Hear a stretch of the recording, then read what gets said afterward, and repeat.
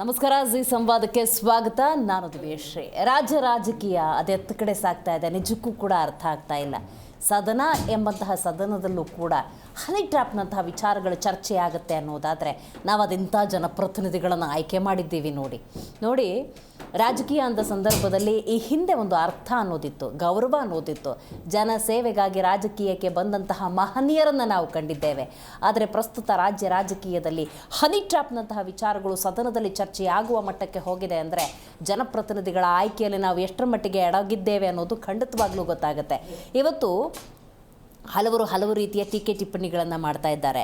ಹನಿಯನ್ನು ಹುಡ್ಕೊಂಡು ಹೋದರೆ ಟ್ರ್ಯಾಪ್ ಆಗುತ್ತೆ ಅನ್ನುವಂಥ ಸ್ಟೇಟ್ಮೆಂಟಿಂದ ಹಿಡಿದು ನೈತಿಕತೆ, ಪ್ರಾಮಾಣಿಕತೆ, ಜನಸೇವೆ ಅನ್ನುವಂತಹ ಪದಗಳಿಗೆ ಅರ್ಥವಿಲ್ಲದಂಥ ಜನಪ್ರತಿನಿಧಿಗಳ ಆಯ್ಕೆ ಮತ್ತು ಪ್ರಾಮಾಣಿಕವಾಗಿದ್ದಂತಹ ಅದೆಷ್ಟೋ ಜನರನ್ನು ದಾರಿ ತಪ್ಪಿಸುವಂತಹ ಹನಿ ಟ್ರ್ಯಾಪ್ನಂತಹ ಹಗರಣಗಳು. ಅಂದರೆ ಯಾವುದೋ ಒಂದು ಮಾರ್ಗದಲ್ಲಿ ಸಂಚರಿಸ್ತಾ ಇರ್ತಾರೆ, ಅವರನ್ನು ಯಾವುದೋ ಒಂದು ವಾಮ ಮಾರ್ಗದ ಮೂಲಕ, ಎಕ್ಸಾಂಪಲ್ ಹನಿ ಟ್ರ್ಯಾಪ್ ಅಂತಲೇ ತಗೊಳ್ಳೋದು, ಅವುಗಳ ಮೂಲಕ ಪ್ರಚೋದನೆಗೊಳಪಡಿಸಿ ಅವರ ದಿಕ್ಕನ್ನು ಬದಲಿಸುವಂಥ ಕೆಲವೊಂದು ಪ್ರಕ್ರಿಯೆಗಳಾಗುತ್ತೆ ನೋಡಿ. ಇದು ಖಂಡನೀಯ.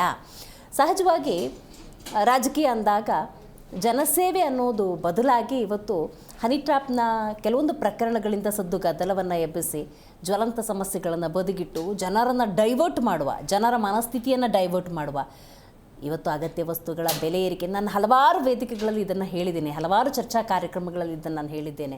ಇವತ್ತು ಒಂದು ಉಪ್ಪು, ಸಕ್ಕರೆ, ಜೀರಿಗೆ, ಸಾಸಿವೆ ತೊಗೋಬೇಕು ಅಂದರೆ ಪರದಾಡುವಂಥ ಪರಿಸ್ಥಿತಿ. ಬಡವರಾಗ್ತಿದ್ದಾರೆ, ಸಿರಿವಂತರಾಗ್ತಿದ್ದಾರೆ, ಮಧ್ಯಮ ವರ್ಗ ಅಡಕತ್ರಲ್ಲಿ ಸಿಕ್ಕಾಕೊಳ್ತಾ ಇದೆ.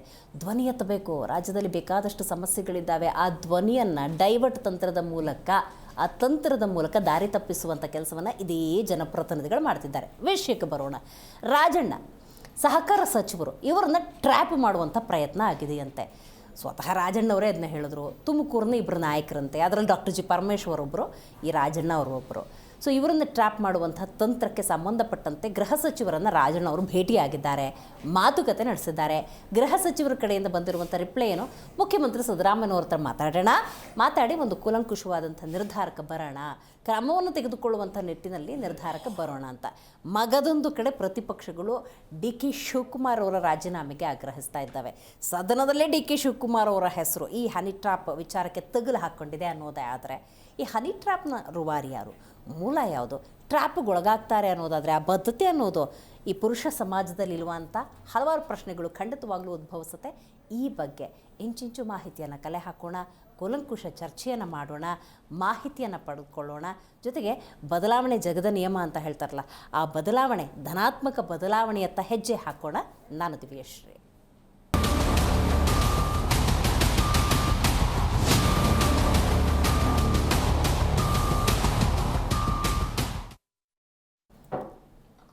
ಸಹಕಾರ ಸಚಿವ ರಾಜಣ್ಣ ಅವರ ವಿಚಾರಕ್ಕೆ ಬರಬೇಕು ಅನ್ನೋದೇ ಆದರೆ ನೇರ ನುಡಿ, ರಾಜಣ್ಣ ಅವ್ರದ್ದು ನೇರ ನುಡಿ. ಆಗಾಗ ಮುಖ್ಯಮಂತ್ರಿ ಸಿದ್ದರಾಮಯ್ಯನವರ ವಿಚಾರಕ್ಕೂ ಕೂಡ ಇರುವ ಅವಧಿಯಲ್ಲಿ ಸಿದ್ದರಾಮಯ್ಯನವರೇ ಮುಖ್ಯಮಂತ್ರಿ ಅಂತ ಆಗಾಗ ಬಂದು ಹೇಳಿದಂಥ ಇತಿಹಾಸವನ್ನು ನಾವು ನೋಡಿದ್ದೀವಿ. ಈಗ ಹನಿ ಟ್ರ್ಯಾಪ್ ವಿಚಾರದಲ್ಲೂ ಕೂಡ ಸಚಿವ ರಾಜಣ್ಣ ಅವರು ಧ್ವನಿ ಎತ್ತಿದ್ದಾರೆ. ಹಾಗಾದರೆ ಇಲ್ಲಿ ಧ್ವನಿ ಎತ್ತಿದ್ದೇ ತಪ್ಪಾಯಿತಾ? ಹಾಗಾದರೆ ಇಲ್ಲಿ ರಾಜಣ್ಣ ಅವರು ಹನಿ ಟ್ರ್ಯಾಪ್ ವಿಚಾರವನ್ನು ಸದನದಲ್ಲಿ ಪ್ರಸ್ತಾಪ ಮಾಡಿದ್ದೇ ತಪ್ಪಾಯಿತಾ ಅನ್ನುವಂಥ ವಿಚಾರ ಚರ್ಚೆಗೆ ಬರ್ತಾ ಇದೆ. ರಾಜಕೀಯದಲ್ಲಿ ಹನಿಯ ಸಂಚಲನ ಅನ್ನೋದು ಹೆಚ್ಚಾಗಿದೆ. ಸಚಿವ ರಾಜಣ್ಣ ಮೇಲೆ ಹನಿ ಟ್ರ್ಯಾಪ್ನ ಯತ್ನ.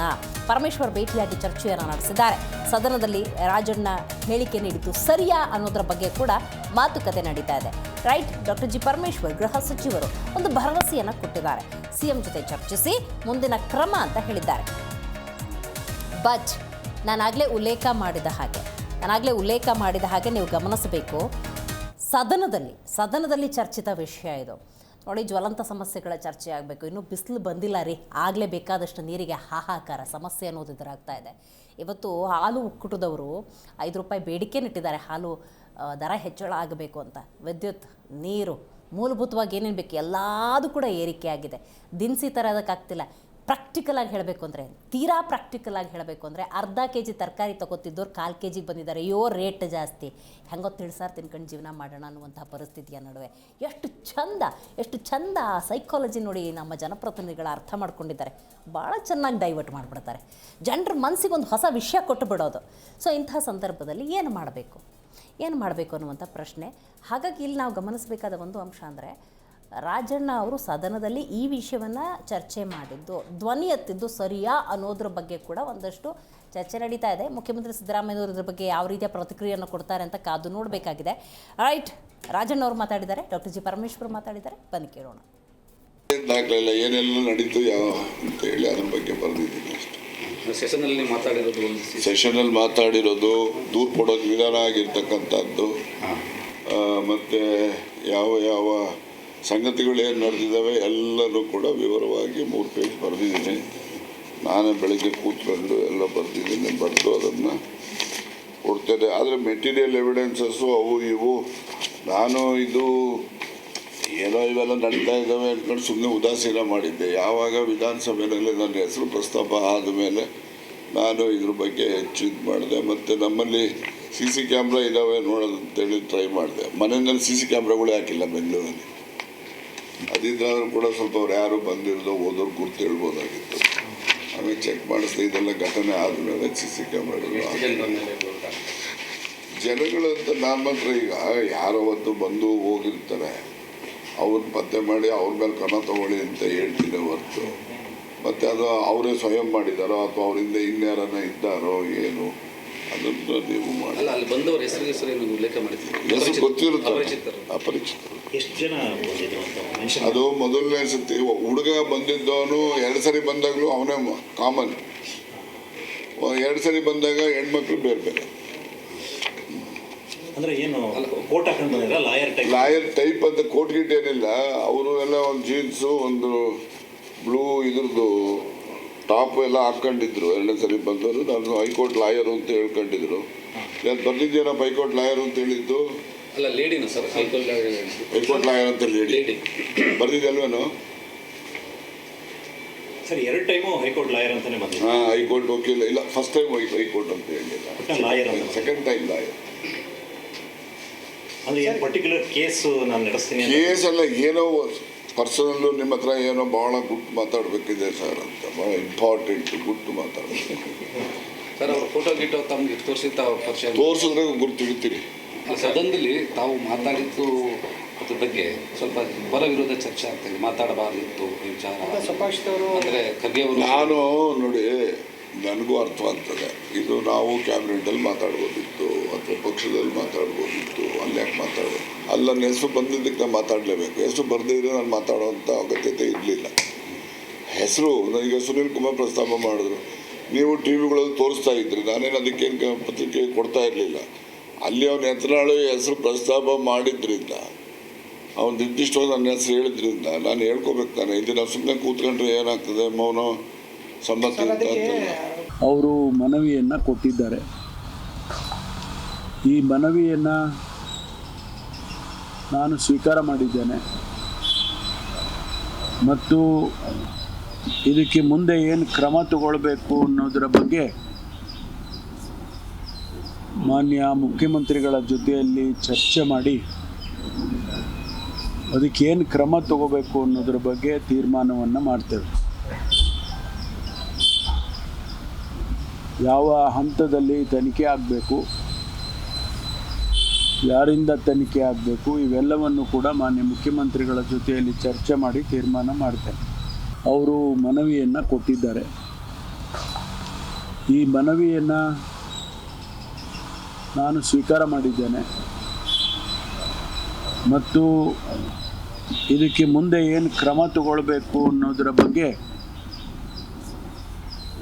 ಮಾನ್ಯ ಮುಖ್ಯಮಂತ್ರಿಗಳ ಜೊತೆಯಲ್ಲಿ ಚರ್ಚೆ ಮಾಡಿ ಅದಕ್ಕೇನು ಕ್ರಮ ತಗೋಬೇಕು ಅನ್ನೋದ್ರ ಬಗ್ಗೆ ತೀರ್ಮಾನವನ್ನು ಮಾಡ್ತೇವೆ. ಯಾವ ಹಂತದಲ್ಲಿ ತನಿಖೆ ಆಗಬೇಕು, ಯಾರಿಂದ ತನಿಖೆ ಆಗಬೇಕು, ಇವೆಲ್ಲವನ್ನು ಕೂಡ ಮಾನ್ಯ ಮುಖ್ಯಮಂತ್ರಿಗಳ ಜೊತೆಯಲ್ಲಿ ಚರ್ಚೆ ಮಾಡಿ ತೀರ್ಮಾನ ಮಾಡ್ತೇನೆ. ಅವರು ಮನವಿಯನ್ನು ಕೊಟ್ಟು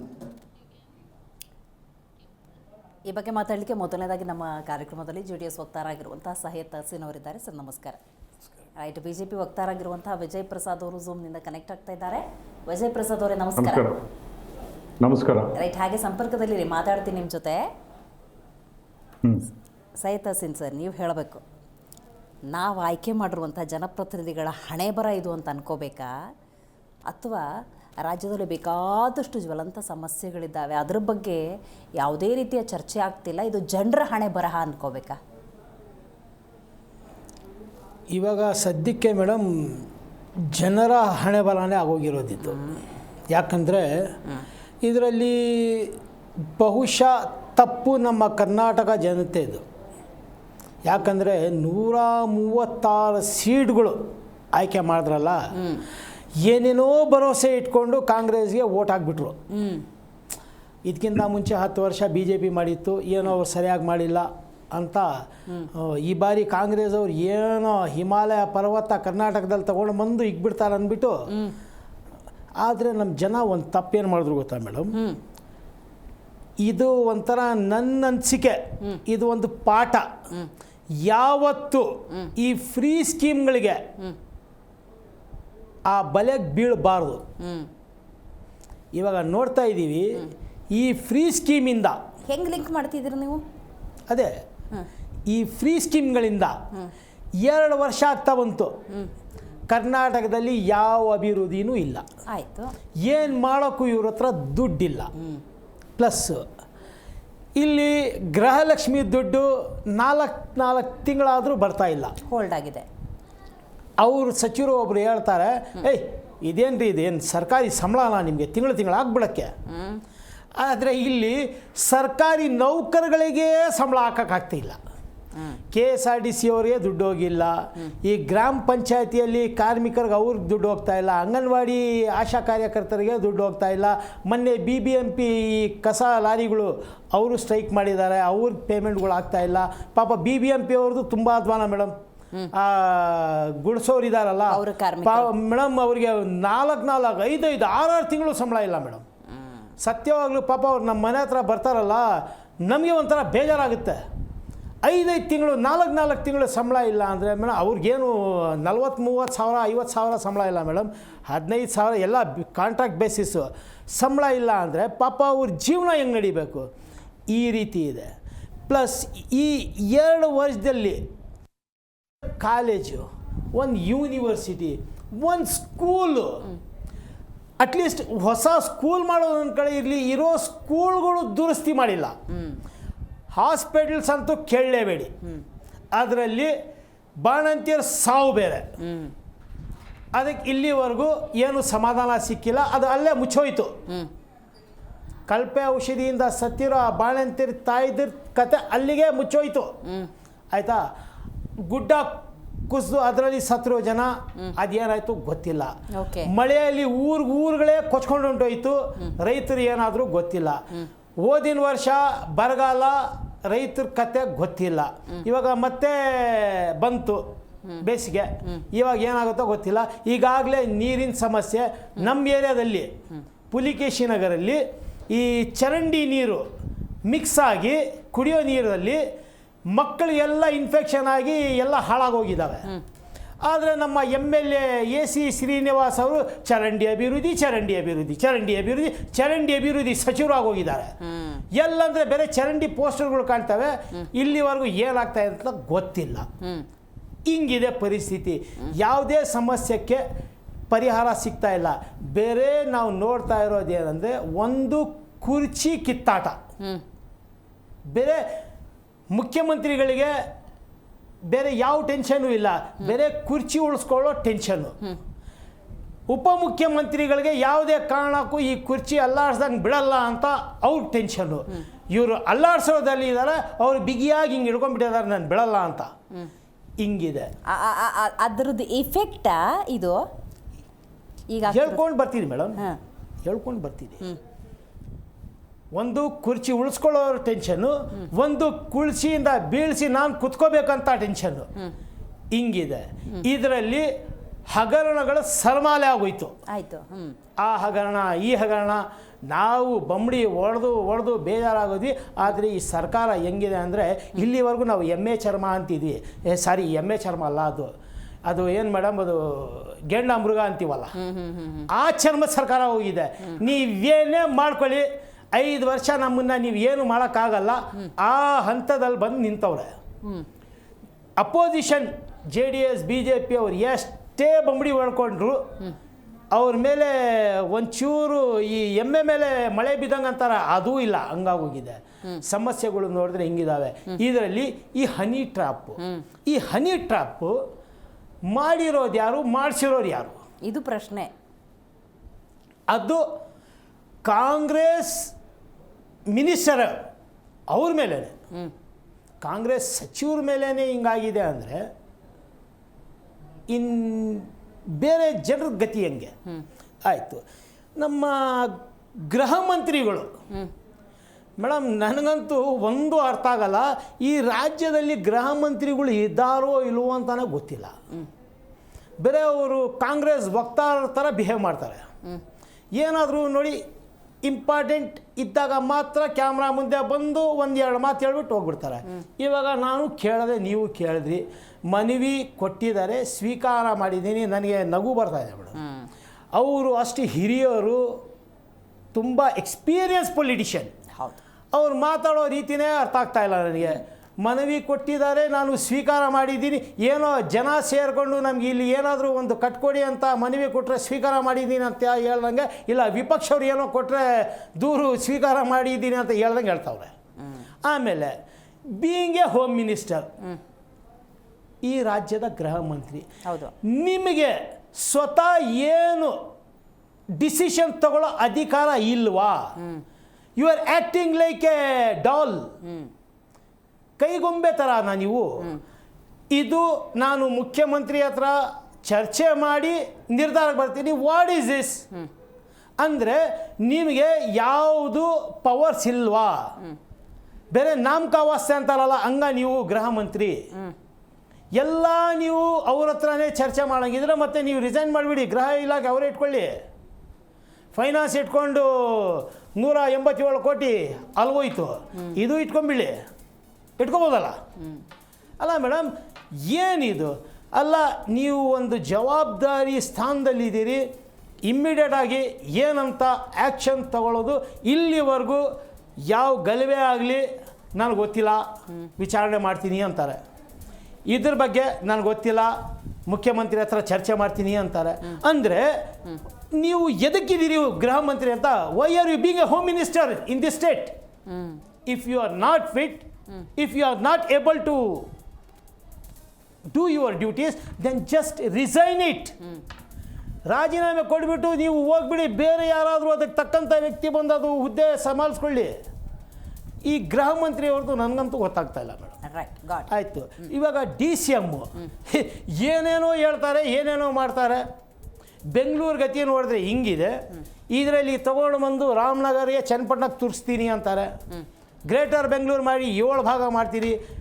ನೆಟ್ಟಿಗೆ ಒಂದು ಮೇಯರ್ 184 ಸೀಟ್ಗಳು ಚುನಾವಣೆ ಮಾಡಿಸೋಕ್ಕಾಗ್ತಾ ಇಲ್ಲ ನಿಮಗೆ.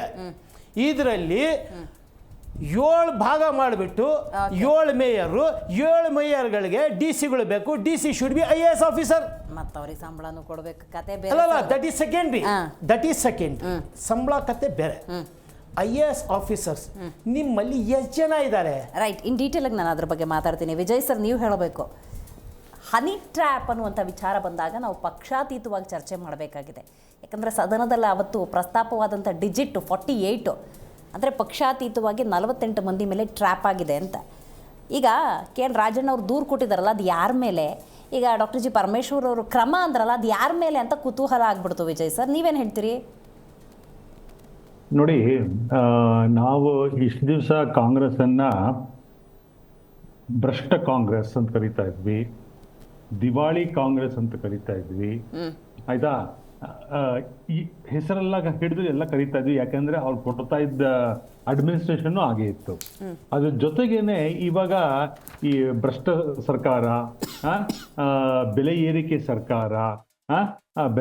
ಸರ್ಕಾರ, ಆಮೇಲೆ ಅಭಿವೃದ್ಧಿ ಶೂನ್ಯ ಸರ್ಕಾರ ಅಂತ ಕರಿತಾ ಇದ್ವಿ. ಅದ್ರ ಜೊತೆಗೇನೆ ಇವಾಗ ಹನಿ ಟ್ರ್ಯಾಪ್ ಸರ್ಕಾರ ಅಂತ ಸೇರ್ಕೊಂಡಿದೆ ಕಾಂಗ್ರೆಸ್ಗೆ ಇವಾಗ, ಆಯ್ತಾ? ಹನಿ ಟ್ರ್ಯಾಪ್ ದಂಧೆ, ಕಾಂಗ್ರೆಸ್ ಅವರು ಹೊಸ ದಂಧೆ ಸ್ಟಾರ್ಟ್ ಮಾಡಿದ್ದಾರೆ. ಹನಿ ಟ್ರ್ಯಾಪ್ ದಂಧೆ ನಡೆಸುತ್ತಿರುವ ಕಾಂಗ್ರೆಸ್ ಸರ್ಕಾರಕ್ಕೆ ನಾವು ಧಿಕ್ಕಾರ ಸೂಚಿಸ್ತೀವಿ. ಇವತ್ತಿನ ದಿವಸ ಇವರೆಲ್ಲ ಇದನ್ನ ಮಾಡಿದಾರಲ್ಲ, ಹನಿ ಟ್ರ್ಯಾಪ್ ಬಗ್ಗೆ ಮಾತಾಡಿದಾರಲ್ಲ, ಇವರು ಏನ್ ಅನ್ಕೊಂಡ್ಬಿಟ್ಟಿದ್ದಾರೆ, ನಾ ಹೇಳಿದ ತಕ್ಷಣ ಎಲ್ಲರೂ ಇದಾಗ್ಬಿಡ್ತಾರೆ ಅನ್ಕೊಂಡ್ರೆ. ಇವತ್ತಿನ ದಿವಸ ಕಾಂಗ್ರೆಸ್ ಅವರು ಬರೀ ಸದನದ ಮಾನ ಹರಾಜಾಗ್ತಾ ಇಲ್ಲ, ಇವತ್ತು ಕರ್ನಾಟಕದ ಮಾನ ಹರಾಜಾಗ್ತಾ ಇದ್ದಾರೆ, ಕರ್ನಾಟಕದ ಜನತೆಯ ಮಾನ ಹರಾಜಾಗ್ತಾ ಇದ್ದಾರೆ. ಕರ್ನಾಟಕದ ಜನತೆ ಇವ್ 138 ಸೀಟ್ 136 ಸೀಟ್ ಕೊಟ್ಬಿಟ್ಟು ಗೆಲ್ಸಿದ್ದಾರೆ ಇವರನ್ನ. ಗೆಲ್ಸಿರ್ಬೇಕಾದ್ರೆ ಇವರು ಸರ್ಕಾರ ಮಾಡಲ್ಲಲ್ದೇನೆ ಈ ಹನಿ ಟ್ರಾಪಿಗೆ ಯಾಕೆ ಇನ್ವಾಲ್ವ್ ಆಗ್ತಾ ಇದಾರೆ ಇವ್ರು ಎಂತ ಜನಗಳಾಗಿದ್ದಾರೆ ಇವರು. ರಾಜಣ್ಣ ನಾವು 48 ಜನ ನಾವು ಹನಿ ಟ್ರಾಪಿಗೆ ಸಿಗಾಕೊಂಡಿದೀವಿ ಅಂತ ಹೇಳ್ತಾರಲ್ಲ, ಹನಿ ಟ್ರಾಪ್ಗೆ ನೀವು ಸಿಗಾಕೋಬೇಕಾದ್ರೆ ಸ್ವಾಮಿ, ನೀವೆಲ್ಲರೂ ರಾಜಕೀಯದಲ್ಲಿ 20 ವರ್ಷ 30 ವರ್ಷ ತೊಡಗಿಸ್ಕೊಂಡಿದ್ದೀರಾ ನೀವು. ರಾಜಣ್ಣ ಅವರು ಆಲ್ಮೋಸ್ಟ್ 40-45 ವರ್ಷ ರಾಜಕೀಯದಲ್ಲಿದ್ದಾರೆ. ಅವರು ಹನಿ ಟ್ರಾಪ್ಗೆ ಸಿಗಾಕೊಂಡಿರ್ಬೇಕು ಅಂತಂದ್ರೆ ಅವ್ರ ಯಾವ ತರ ಮನಸ್ಥಿತಿ ಇದೆ ಅವ್ರದ್ದು, what is is mind set, what ಈ ವಾಂಟ್ಸ್ ಟು ಅಚೀವ್, ಅವ್ರಿಗೆ ಏನ್ ಪ್ರೂವ್ ಮಾಡಕ್ ಹೊರಟಿದ್ದಾರೆ ಇವತ್ತು ಇಷ್ಟೆಲ್ಲ ಆಗಿರ್ಬೇಕಾದ್ರೂ ಈ ರಾಜ್ಯದ ಮುಖ್ಯಮಂತ್ರಿ ಬಾಯಿಗೆ ಪ್ಲಾಸ್ಟರ್ ಹಾಕೊಂಡು ಕೂತಿದಾರಲ್ಲ, ಇದು ಯಾರನ್ನ ಕಾಪಾಡ್ತಾ ಇದ್ದಾರೆ, ಯಾರನ್ನ ಅದನ್ನ ಸೇವ್ ಮಾಡಕ್ ಹೊರಟಿದ್ದಾರೆ, ಯಾರನ್ನ ಇದೆಲ್ಲ ಇನ್ಸುಲೇಟ್ ಮಾಡಕ್ ಹೊರಟಿದ್ದಾರೆ. ಇವತ್ತಿನ ದಿವಸ ರಾಜ್ಯದ ಮಾನ ಮರ್ಯಾದೆ ಎಲ್ಲ ಹರಾಜ್ ಹಾಕ್ತಾ ಇದಾರಲ್ಲ, ಇವ್ರಿಗೆ ಏನು ಅನ್ನಿಸ್ತಾನೆ ಇಲ್ವಾ? ಇವ್ರು ಈ ಕಡೆ ಒಂದ್ ಕಡೆ DK ಶಿವಕುಮಾರ್ ಅವರು ಕರ್ನಾಟಕ ರಾಜ್ಯನ ಮಾನ ಹರಾಜ ಹಾಕಿ ಅಲ್ಲಿ ಡಿಲಿಮಿಟೇಷನ್ ಅಂತ ಅವ್ರು ಚೆನ್ನೈಯಲ್ಲಿ ಕೂತ್ಕೊಳ್ತಾರೆ. ಚೆನ್ನೈಯವರು DCM ಶಿವಕುಮಾರ್ಗೆ ಮುಖದ ಮೇಲೆ ಉಗುದಂಗೆ ನಮ್ದು ಇದ್ರದ್ದು ನೀರಿನ ಬಿಡಕ್ಕಾಗಲ್ಲ ಅಂತ ಅವ್ರು ಹೇಳ್ತಾರೆ. ಇಷ್ಟೆಲ್ಲ ವಿಷಯಗಳು ರಾಜ್ಯದ ಮಾನ ಹರಾಜಾಗ್ತಾ ಇರ್ಬೇಕಾದ್ರೆ ಇವರೆಲ್ಲ ಕೂತಿದಾರಲ್ಲ, ಇವ್ರದ್ದು ಏನ್ ಇಂಟೆನ್ಷನ್, ಇವ್ರು ಏನ್ ಸರ್ಕಾರ ಮಾಡಕ್ ಬಂದಿದಾರೋ ಅಥವಾ ಹನಿ ಟ್ರಾಪ್ ಒಳಗಾಗಕ್ ಬಂದಿದಾರೋ, ಇವ್ರಿಗೆ ಅಷ್ಟೊಂದು ನಾನು ಆ ಪದಗಳೆಲ್ಲ ಇವತ್ತು ಈ ನಿಮ್ಮ ಚಾನೆಲ್ ಯೂಸ್ ಮಾಡಬಾರದು. ನಂಗೆಲ್ಲ ಆ ಭಾಷೆಗಳು ಬರುತ್ತೆ. ಇದ್ರಲ್ಲಿ ನಿಜವಲ್ಲೂ ಇಷ್ಟೊಂದು ವೀಕ್ ಮೈಂಡ್ ಇವ್ರದ್ದು ಹನಿ ಟ್ರಾಪ್ ಒಳಗಾಗಕ್ಕೆ. ಇವ್ರು ಸರ್ಕಾರ ಮಾಡ್ತಾ ಇದಾರೋ ಅಥವಾ ಹನಿ ಟ್ರಾಪ್ ಇದಕ್ಕೆ 48 ಜನ ಇದ್ದಾರೆ. ಇವ್ರೇನೋ ಕಂಪ್ಲೇಂಟ್ ಕೊಟ್ಬಿಡ್ತಾರಂತೆ, ಹೋಮ್ ಮಿನಿಸ್ಟ್ರು ಗೃಹ ಮಂತ್ರಿಗಳು ಇಸ್ಕೊಂಡ್ಬಿಡ್ತಾರಂತೆ, ಕೂಲಂಕುಷವಾಗಿ ಪರಿಶೀಲನೆ ಮಾಡ್ಬಿಡ್ತಾರಂತೆ ಹೋಮ್ ಮಿನಿಸ್ಟರು. ರಾಜಣ್ಣ ತುಮಕೂರಿಂದ ಬಂದ್ಬಿಡ್ತಾರಂತೆ ಬೆಂಗಳೂರಿಗೆ, ಕಂಪ್ಲೇಂಟ್ ಕೊಟ್ಬಿಡ್ತಾರಂತೆ. ಸ್ವಾಮಿ, ಹೋದ ವಾರ ಆಗಿರೋದು ಇದು. ಮಾರ್ಚ್ 19ನೇ ತಾರೀಕು ನಡೆದಿರೋ, ನೀವು ಸದನದಲ್ಲೇ ಹೇಳಿದ್ದೀರಾ. ಅಲ್ಲಿಂದ ಇಲ್ಲಿವರೆಗೂ ಇವತ್ತಿನ ದಿವಸ 1 ವಾರ ಆಗಿದೆ. ಏನ್ ಸ್ವಾಮಿ ಮಾಡ್ತಾ ಇದ್ದೀರಾ ರಾಜಣ್ಣ? ಹಂಗಾದ್ರೆ ಏನ್ ಅಜೆಂಡಾ ಕಾಣಿಸ್ತಿದೆ ನಿಮ್ಗೆ? ಈ ಡಿಲೇ ಅಜೆಂಡಾ ಏನು? ಇದ್ರಲ್ಲಿ ನೀವು ಹೇಳ್ಬೇಕು. ಕಾಂಗ್ರೆಸ್ ಅವ್ರು ಬಂದು ಹೇಳ್ಬೇಕು ಮುಂದೆ. ಇವತ್ತಿನ ದಿವಸ ನಿಮ್ಮ ಚರ್ಚೆಯಲ್ಲಿ ಕಾಂಗ್ರೆಸ್ ಅವ್ರು ಇದ್ದಾರೆ ಇವತ್ತು? ಇಲ್ಲ, ಕಾಂಗ್ರೆಸ್ ಅವ್ರು ಇಲ್ಲ. ಯಾಕೆ ಇಲ್ಲ? ಅವ್ರಿಗೆ ಡಿಫೆಂಡ್ ಮಾಡ್ಕೊಳಕ್ ಆಗ್ತಾ ಇಲ್ಲ ಈ ವಿಷಯನ, ಹನಿ ಟ್ರಾಪ್ ವಿಷಯನ ಅವ್ರು ಡಿಫೆಂಡ್ ಮಾಡ್ಕೊಳಕ್ ಅಲ್ಲ ಸರ್. ಬಿಜೆಪಿಯಲ್ಲಿ ಯಾರಾದ್ರೂ 4 ಮಂದಿ ಟ್ರಾಪ್ ಆಗಿದ್ರೆ ನೀವ್ ಹೆಂಗ್ ಡಿಫೆಂಡ್ ಮಾಡ್ಕೋತೀರಿ? ಯಾಕಂದ್ರೆ ನಾನು ಅದಕ್ಕೆ ಫಸ್ಟ್ ಕೇಳಿದ್ದು, ಪಕ್ಷಾತೀತವಾಗಿ ಚರ್ಚೆ ಮಾಡೋ ವಿಚಾರ ಇದು. ಸದನದಲ್ಲಿ 48 ಮಂದಿ ಹೆಸರು ಪ್ರಸ್ತಾಪ ಆಯ್ತು ಅಂತ. ಮೇಡಮ್, ನಾನು ಹೇಳ್ತಾ ಇರೋದು ಇವತ್ತು ರಾಜ್ಯ ಬರೀ ಕೇವಲ ಸದನದ ಮರ್ಯಾದೆ ಆಗ್ತಾ ಇಲ್ಲ, ಇವತ್ತು ರಾಜ್ಯದ ಮಾನ ಹರಾಜಾಗ್ತಾ ಇದೆ ಇವತ್ತು ಇವ್ರು ಹೇಳಿರೋದ್ರಿಂದ. ಹಾಗಾದ್ರೆ ಇವರು 48 ಜನ ಅಂತ ಹೇಳಿದಾರಲ್ಲ, 48 ಜನ ಯಾರ್ಯಾರು ಇನ್ವಾಲ್ವ್ ಆಗಿದ್ದಾರೆ ಅಂತ ಹೇಳಿ. ಮುಖ್ಯಮಂತ್ರಿಗಳು ಯಾರ್ಯಾರನ್ನ ಕಾಪಾಡ್ತಾ ಇದಾರೆ, ಯಾರ್ಯಾರನ್ನ ಬದುಕಕ್ಕೆ ಹೊರಟಿದ್ದಾರೆ ಇವ್ರದ್ದು ಇಂಟೆನ್ಷನ್ ಏನು, ಇವ್ರದ್ದು ಏನು ಇದ್ರದ್ದು, ಇವರೆಲ್ಲ ಹನಿ ಟ್ರಾಪ್ ಒಳಗಾಗಿದಾರಲ್ಲ, ಇವರೆಲ್ಲ ಯಾವ ತರ ಮನಸ್ಥಿತಿ. ನಾನು ಹೇಳ್ತಾ ಇರೋದು ಇರ್ರೆಸ್ಪೆಕ್ಟಿವ್ ಆಫ್ ಇದರದ್ದು, ಯಾರು ಇನ್ವಾಲ್ವ್ ಆಗ್ಬಾರ್ದು ಇದರಲ್ಲಿ. ಪಕ್ಷಾತೀತವಾಗಿ ನಾನು ಹೇಳ್ತಾ ಇದ್ದೀನಿ, ಯಾರ್ಯಾರು ಇನ್ವಾಲ್ವ್ ಆಗಿದ್ದಾರೆ, what is there mind set. ಜನಗಳು ಪ್ರತಿನಿಧಿನ ಕಳಿಸೋದು, ವೋಟ್ ಮಾಡಿ ಕಳಿಸೋದು ಸರ್ಕಾರ ಮಾಡ್ಲಿ ಅಂತ, ಆಯ್ತಾ? ಸರ್ಕಾರ ಮಾಡ್ಲಿ ಅಂತ, ಅಥವಾ ಆಪೋಸಿಷನ್ ಕೂತ್ಕೊಂಡು ಸರ್ಕಾರ ಇದನ್ನ ಸರ್ಕಾರ ಏನೇನ್ ಮಾಡುತ್ತೋ ಅದನ್ನ ಪ್ರಶ್ನೆ ಮಾಡ್ಲಿ ಅಂತ ಮಾಡೋದು. ಹನಿ ಟ್ರಾಪ್ ಆಗಿ ಅಂತಲ್ಲ, ವೋಟ್ ಹಾಕಿ ಕಳಿಸೋದು, ಆಯ್ತಾ? ಇಷ್ಟೆಲ್ಲ ನಡೀತಾ ಇರ್ಬೇಕಾದ್ರೆ ಈ ರಾಜ್ಯದ ಮುಖ್ಯಮಂತ್ರಿ ಏನ್ ಮಾಡ್ತಾ ಇದಾರೆ? ಹಾಗೆ 1 ವಾರ ಆಯ್ತು, ಯಾವ್ದಾದ್ರು ಪೊಲೀಸ್ ಸ್ಟೇಷನ್ ಅಲ್ಲಿ ಹೋಗೋ ದೂರು ಕೊಟ್ಟಿದಾರ ರಾಜಣ್ಣ ಅವರು? ಅದ್ರ ಆಗ್ಲಿ. ಹಾಗಾದ್ರೆ ಹೋಮ್ ಮಿನಿಸ್ಟರ್ ಪರಮೇಶ್ವರ್ ಅವರು ಅವರು ಮೋಸ್ಟ್ ಪ್ರಾಬ್ಲಿ ಇನ್ನೂ ಹೋಮ್ ಮಿನಿಸ್ಟರ್ ಆಗಿದ್ದಾರೆ ಅನ್ಕೊಂಡಿದ್ದೀನಿ. ಯಾಕೆಂತಂದ್ರೆ ಅವ್ರ ನನಗೇನು ಗೊತ್ತಿಲ್ಲ, ನಾನು ಕೂಲಂಕುಷವಾಗಿ ವಿಚಾರಣೆ ಮಾಡ್ತೀನಿ, ಆಮೇಲೆ ನೋಡ್ತೀನಿ, ವಿಚಾರಣೆ ಮಾಡ್ತೀನಿ, ಅವ್ರು ಬರ್ಲಿ ಇವ್ರು ಬರ್ಲಿ, ಆಯ್ತು, complaint I completely agri sir. ನಿಮ್ ವಿಚಾರಕ್ಕೆ ಬರ್ತೀನಿ. ರೈಟ್, ರಾಜ್ಯದಲ್ಲಿ ಈಗ ಬಿಜೆಪಿನೇ ಅಧಿಕಾರದಲ್ಲಿ ಇದೆ ಅಂತ ಅನ್ಕೊಳ್ಳೋಣ ಸರ್. ನಿಮ್ಮ ಹತ್ರ ಹಿಂಗೊಂದು ದೂರ ಬಂತು, ಏನ್ ತಗಂತಿದ್ರೆ ಆಕ್ಷನ್? ಇಲ್ಲ ನೋಡಿ, ಫಸ್ಟ್ ಇಂಥ ವಿಷಯದಲ್ಲಿ ಯಾವಾಗ ಒಂದು ಸದನದ ಘನತೆ ಗೌರವಕ್ಕೆ ಧಕ್ಕೆ ಬರುತ್ತೋ, ರಾಜ್ಯದ ಧಕ್ಕೆ ಬರುತ್ತೋ, ಆಯ್ತಾ, ರಾಜ್ಯದ ಮಾನವ ಮರ್ಯಾದೆ ಹರಾಜಾಗ್ತಿರ್ಬೇಕಾದ್ರೆ ಫಸ್ಟ್ ನೀವು ಮಾಡ್ಬೇಕಾಗಿರೋ, ನೀವು ಜನಪ್ರತಿನಿಧಿಯಾಗಿ ಆಸ್ ಎ ಕಾನ್ಸ್ಟಿಟ್ಯೂಷನಲ್ ಮೆಂಬರ್ ಆಗಿ ನೀವು ಕಾನ್ಸ್ಟಿಟ್ಯೂಷನಲ್ ನೀವು MLA ಓತ್ ತಗೊಂಡಿರ್ತೀರ. ನೀವು ಓತ್ ತಗೊಂಡು ಯಾವ್ದಕ್ಕೂ ಸಕಂಬು ಆಗಿರಲ್ಲ. ನಾವು ಯಾವುದೇ ಭಯ ಭೀತಿಗೆ ಒಳಗಾಗದೇನೆ ನಾನು ಇವತ್ತಿನ ದಿವಸ ಪ್ರಮಾಣ ವಚನ ಮಾಡಿರ್ತೀರ ನೀವು ಸದನದೊಳಗೆ. ಆವಾಗ ನಿಮಗೆ ಒಂದು ರೆಸ್ಪಾನ್ಸಿಬಿಲಿಟಿ ಅಂತ ಇರುತ್ತೆ. ನೀವು ಈ ರಾಜ್ಯದ ಒಂದು MLA ಆಗಿ ಅಥವಾ ರಾಜ್ಯದ ಸರ್ಕಾರದ ಒಂದು ಮಿನಿಸ್ಟರ್ ಆಗಿ, ಮುಖ್ಯಮಂತ್ರಿಯಾಗಿ, ಡೆಪ್ಯೂಟಿ CM ಆಗಿ, ಹೋಮ್ ಮಿನಿಸ್ಟರ್ ಆಗಿ ನಿಮ್ಮದೇ ಆದ ಒಂದು ಜವಾಬ್ದಾರಿ ಅನ್ನೋದಿರುತ್ತೆ. ಆ ಜವಾಬ್ದಾರಿನ ನೀವು ಮನಸ್ಸಲ್ಲಿ ಇಟ್ಕೊಂಡು ಈ ತರ ಹನಿ ಟ್ರಾಪ್ ಆಗಿರ್ಬೇಕಾದ್ರೆ ನಿಮ್ಮ ಫಸ್ಟ್ ಕೆಲಸ ಏನಾಗತ್ತೆ ಗೊತ್ತಾ ನಿಮ್ದು? ನೀವು ಇಮಿಡಿಯೇಟ್ ಆಗಿ ಸ್ಪೀಕರ್ ಗಮನಕ್ಕೆ ತಂದು, ಪೊಲೀಸ್ ಗಮನಕ್ಕೆ ತಂದು ಒಂದು ಪೊಲೀಸ್ ಕಂಪ್ಲೇಂಟ್ ರೈಸ್ ಮಾಡ್ಬೇಕಾಗತ್ತೆ. ನೀವು ಇದನ್ನ ಹೇಳಿರ್ಬೇಕಾದ್ರೆ, ನೀವು ಸದನದ ಒಳಗೆ ಹೇಳಿರ್ಬೇಕಾದ್ರೆ ರಾಜಣ್ಣ ಅವರು ಇಮಿಡಿಯೇಟ್ ಆಗಿ ಸದನ ಮುಗಿದ ತಕ್ಷಣ ವಿಧಾನಸೌಧ ಪೊಲೀಸ್ ಸ್ಟೇಷನ್ ಹೋಗ್ಬಿಟ್ಟು ಅವ್ರು ಒಂದು ಫಸ್ಟ್ ಕಂಪ್ಲೇಂಟ್ ಕೊಡ್ಬೇಕಾಗಿತ್ತು. ಕಂಪ್ಲೇಂಟ್ ಕೊಟ್ರ? ಕಂಪ್ಲೇಂಟ್ ಕೊಟ್ಟಿಲ್ಲ ಆಯ್ತಾ, ಕಂಪ್ಲೇಂಟ್ ಕೊಟ್ಟಿಲ್ಲ. ಇದ್ರಲ್ಲಿ ಏನಾಗತ್ತೆ, ಸಿದ್ದರಾಮಯ್ಯನವರು ಸದನ ನಡೀತು, ಸಿದ್ದರಾಮಯ್ಯನವರು ಏನಾದ್ರು ಬಂದು ಹೇಳಿಕೆ ಕೊಟ್ರ? ನಾವು ಬಿಜೆಪಿಯವರು ಆಪೋಸಿಷನ್ ಕೂತ್ಕೊಂಡು ನಾವು ಧರಣಿ ಮಾಡ್ತಾ ಇದ್ವಿ, ನಾವು ಬಾವಿಗಳಿಂದ ಧರಣಿ ಮಾಡ್ತಾ ಇದ್ವಿ, ನಾವು ಕೌನ್ಸಿಲ್ ಅಲ್ಲೂ ಬಾವಿಗೆ ಧರಣ ಮಾಡ್ತಾ ಇದ್ವಿ, ಸಿದ್ದರಾಮಯ್ಯ ಹೇಳಿಕೆ ಕೊಡಿ. ಅದು ಸಿದ್ದರಾಮಯ್ಯನವರು ಅದು ಬಿಟ್ಬಿಟ್ಟು ಮಿಕ್ಕಿದೆಲ್ಲ ಹೇಳಿಕೆ ಕೊಡ್ತಾ ಇದ್ರು. ಸೊ ಇದ್ರಲ್ಲೇ ಗೊತ್ತಾಗುತ್ತೆ ಇವರು ಸರ್ಕಾರದವರು ಯಾರನ್ನ ಕಾಪಾಡಕ್ ಹೊರಟಿದ್ದಾರೆ. ಹಾಗಾದ್ರೆ ಇವ್ರಿಗೆ ಸರ್ಕಾರಕ್ಕೆ ರಾಜ್ಯದ ಮಾನ ಹರಾಜಾಗ್ತಾ ಇರ್ಬೇಕಾದ್ರೆ ಅವ್ರಿಗೆ ಸರ್ಕಾರದ ರಾಜ್ಯದ ಗೌರವ ಕಾಪಾಡಬೇಕು ಅನ್ನೋ ಏನಿದಿಲ್ವಾ ಇದರಲ್ಲಿ? ವಿಜಯ್ ಸರ್, ಮಾತಾಡ್ತೀನಿ ಇನ್ ಡೀಟೇಲ್ ಆಗಿ ನಿಮ್ ಜೊತೆ ಮಾತಾಡ್ತೀನಿ. ಅಲ್ಲಲ್ಲ, ಯಾಕೆಂದ್ರೆ ಇದು ಬರೀ ರಾಜ್ಯದ ವಿಷಯ ಅಷ್ಟೇ ಅಲ್ಲ, ಇವತ್ತು ಇದು ರಾಷ್ಟ್ರೀಯ ಮಟ್ಟದಲ್ಲಿ ನ್ಯೂಸ್ ಆಗ್ಬಿಟ್ಟಿದೆ. ಇದು it has become A national news. ಹಾಗಾದ್ರೆ ಈ ನ್ಯಾಷನಲ್ ನ್ಯೂಸ್ ಆಗಿರ್ಬೇಕಾದ್ರೆ ಈ ಭಾರತದಲ್ಲಿ ಕರ್ನಾಟಕದ ಸ್ಥಿತಿ ಯಾವ ತರ ಆಗತ್ತೆ ಅನ್ನೋದು ಇವ್ರು ಯೋಚನೆ ಮಾಡಿದಾರ ಈ ಕಾಂಗ್ರೆಸ್ ಅವರು? ರಾಜಣ್ಣ ಅವರದ ಆಗ್ಲಿ ಇಷ್ಟೆಲ್ಲ 48 ಜನ ಹೇಳ್ಬಿಟ್ರಲ್ಲ, ಇವರು ಹೇಳ್ಬಿಟ್ಟು ಹೊರಟೋದ್ರು, 1 ವಾರ ಆಗೋಯ್ತು. ಇವತ್ತಿನ ದಿವಸ ಯಾವ ತರ ರಾಜ್ಯದ ಮಾನ ಹರಾಜಾಗ್ತಾ ಇದೆ ಅನ್ನೋದು ಒಂದ್ ಕಿಂಚಿತ್ತಾದ್ರೂ ಇವ್ರ ಮನಸ್ಸಲ್ಲಿ ಇದೆಯಾ ಇವ್ರಿಗೆ? Got it sir, got it. ಮಾತಾಡ್ತೀನಿ ಹಂಗೆ ಸಂಪರ್ಕದಲ್ಲಿರಿ.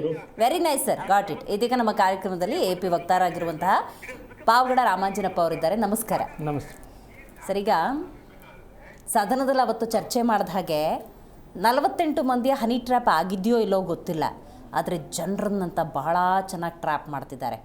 ವಿಷಯನ ಚೆನ್ನಾಗಿ ಡೈವರ್ಟ್ ಮಾಡಿ ಯಾವ ಜ್ವಲಂತ ಸಮಸ್ಯೆಗಳನ್ನು ಕೂಡ ಚರ್ಚೆ ಮಾಡದಿರೋ ಲೆವೆಲಿಗೆ ತಗೊಂಡು ಹೋಗ್ತಿದ್ದಾರೆ ನಮ್ಮ ಜನಪ್ರತಿನಿಧಿಗಳು. ಏನಂತೀರಿ? ಖಂಡಿತ ಮೇಡಮ್, ಜನಗಳ ದಿಕ್ಕು ತಪ್ಪಿಸ್ತಿದ್ದಾರೆ.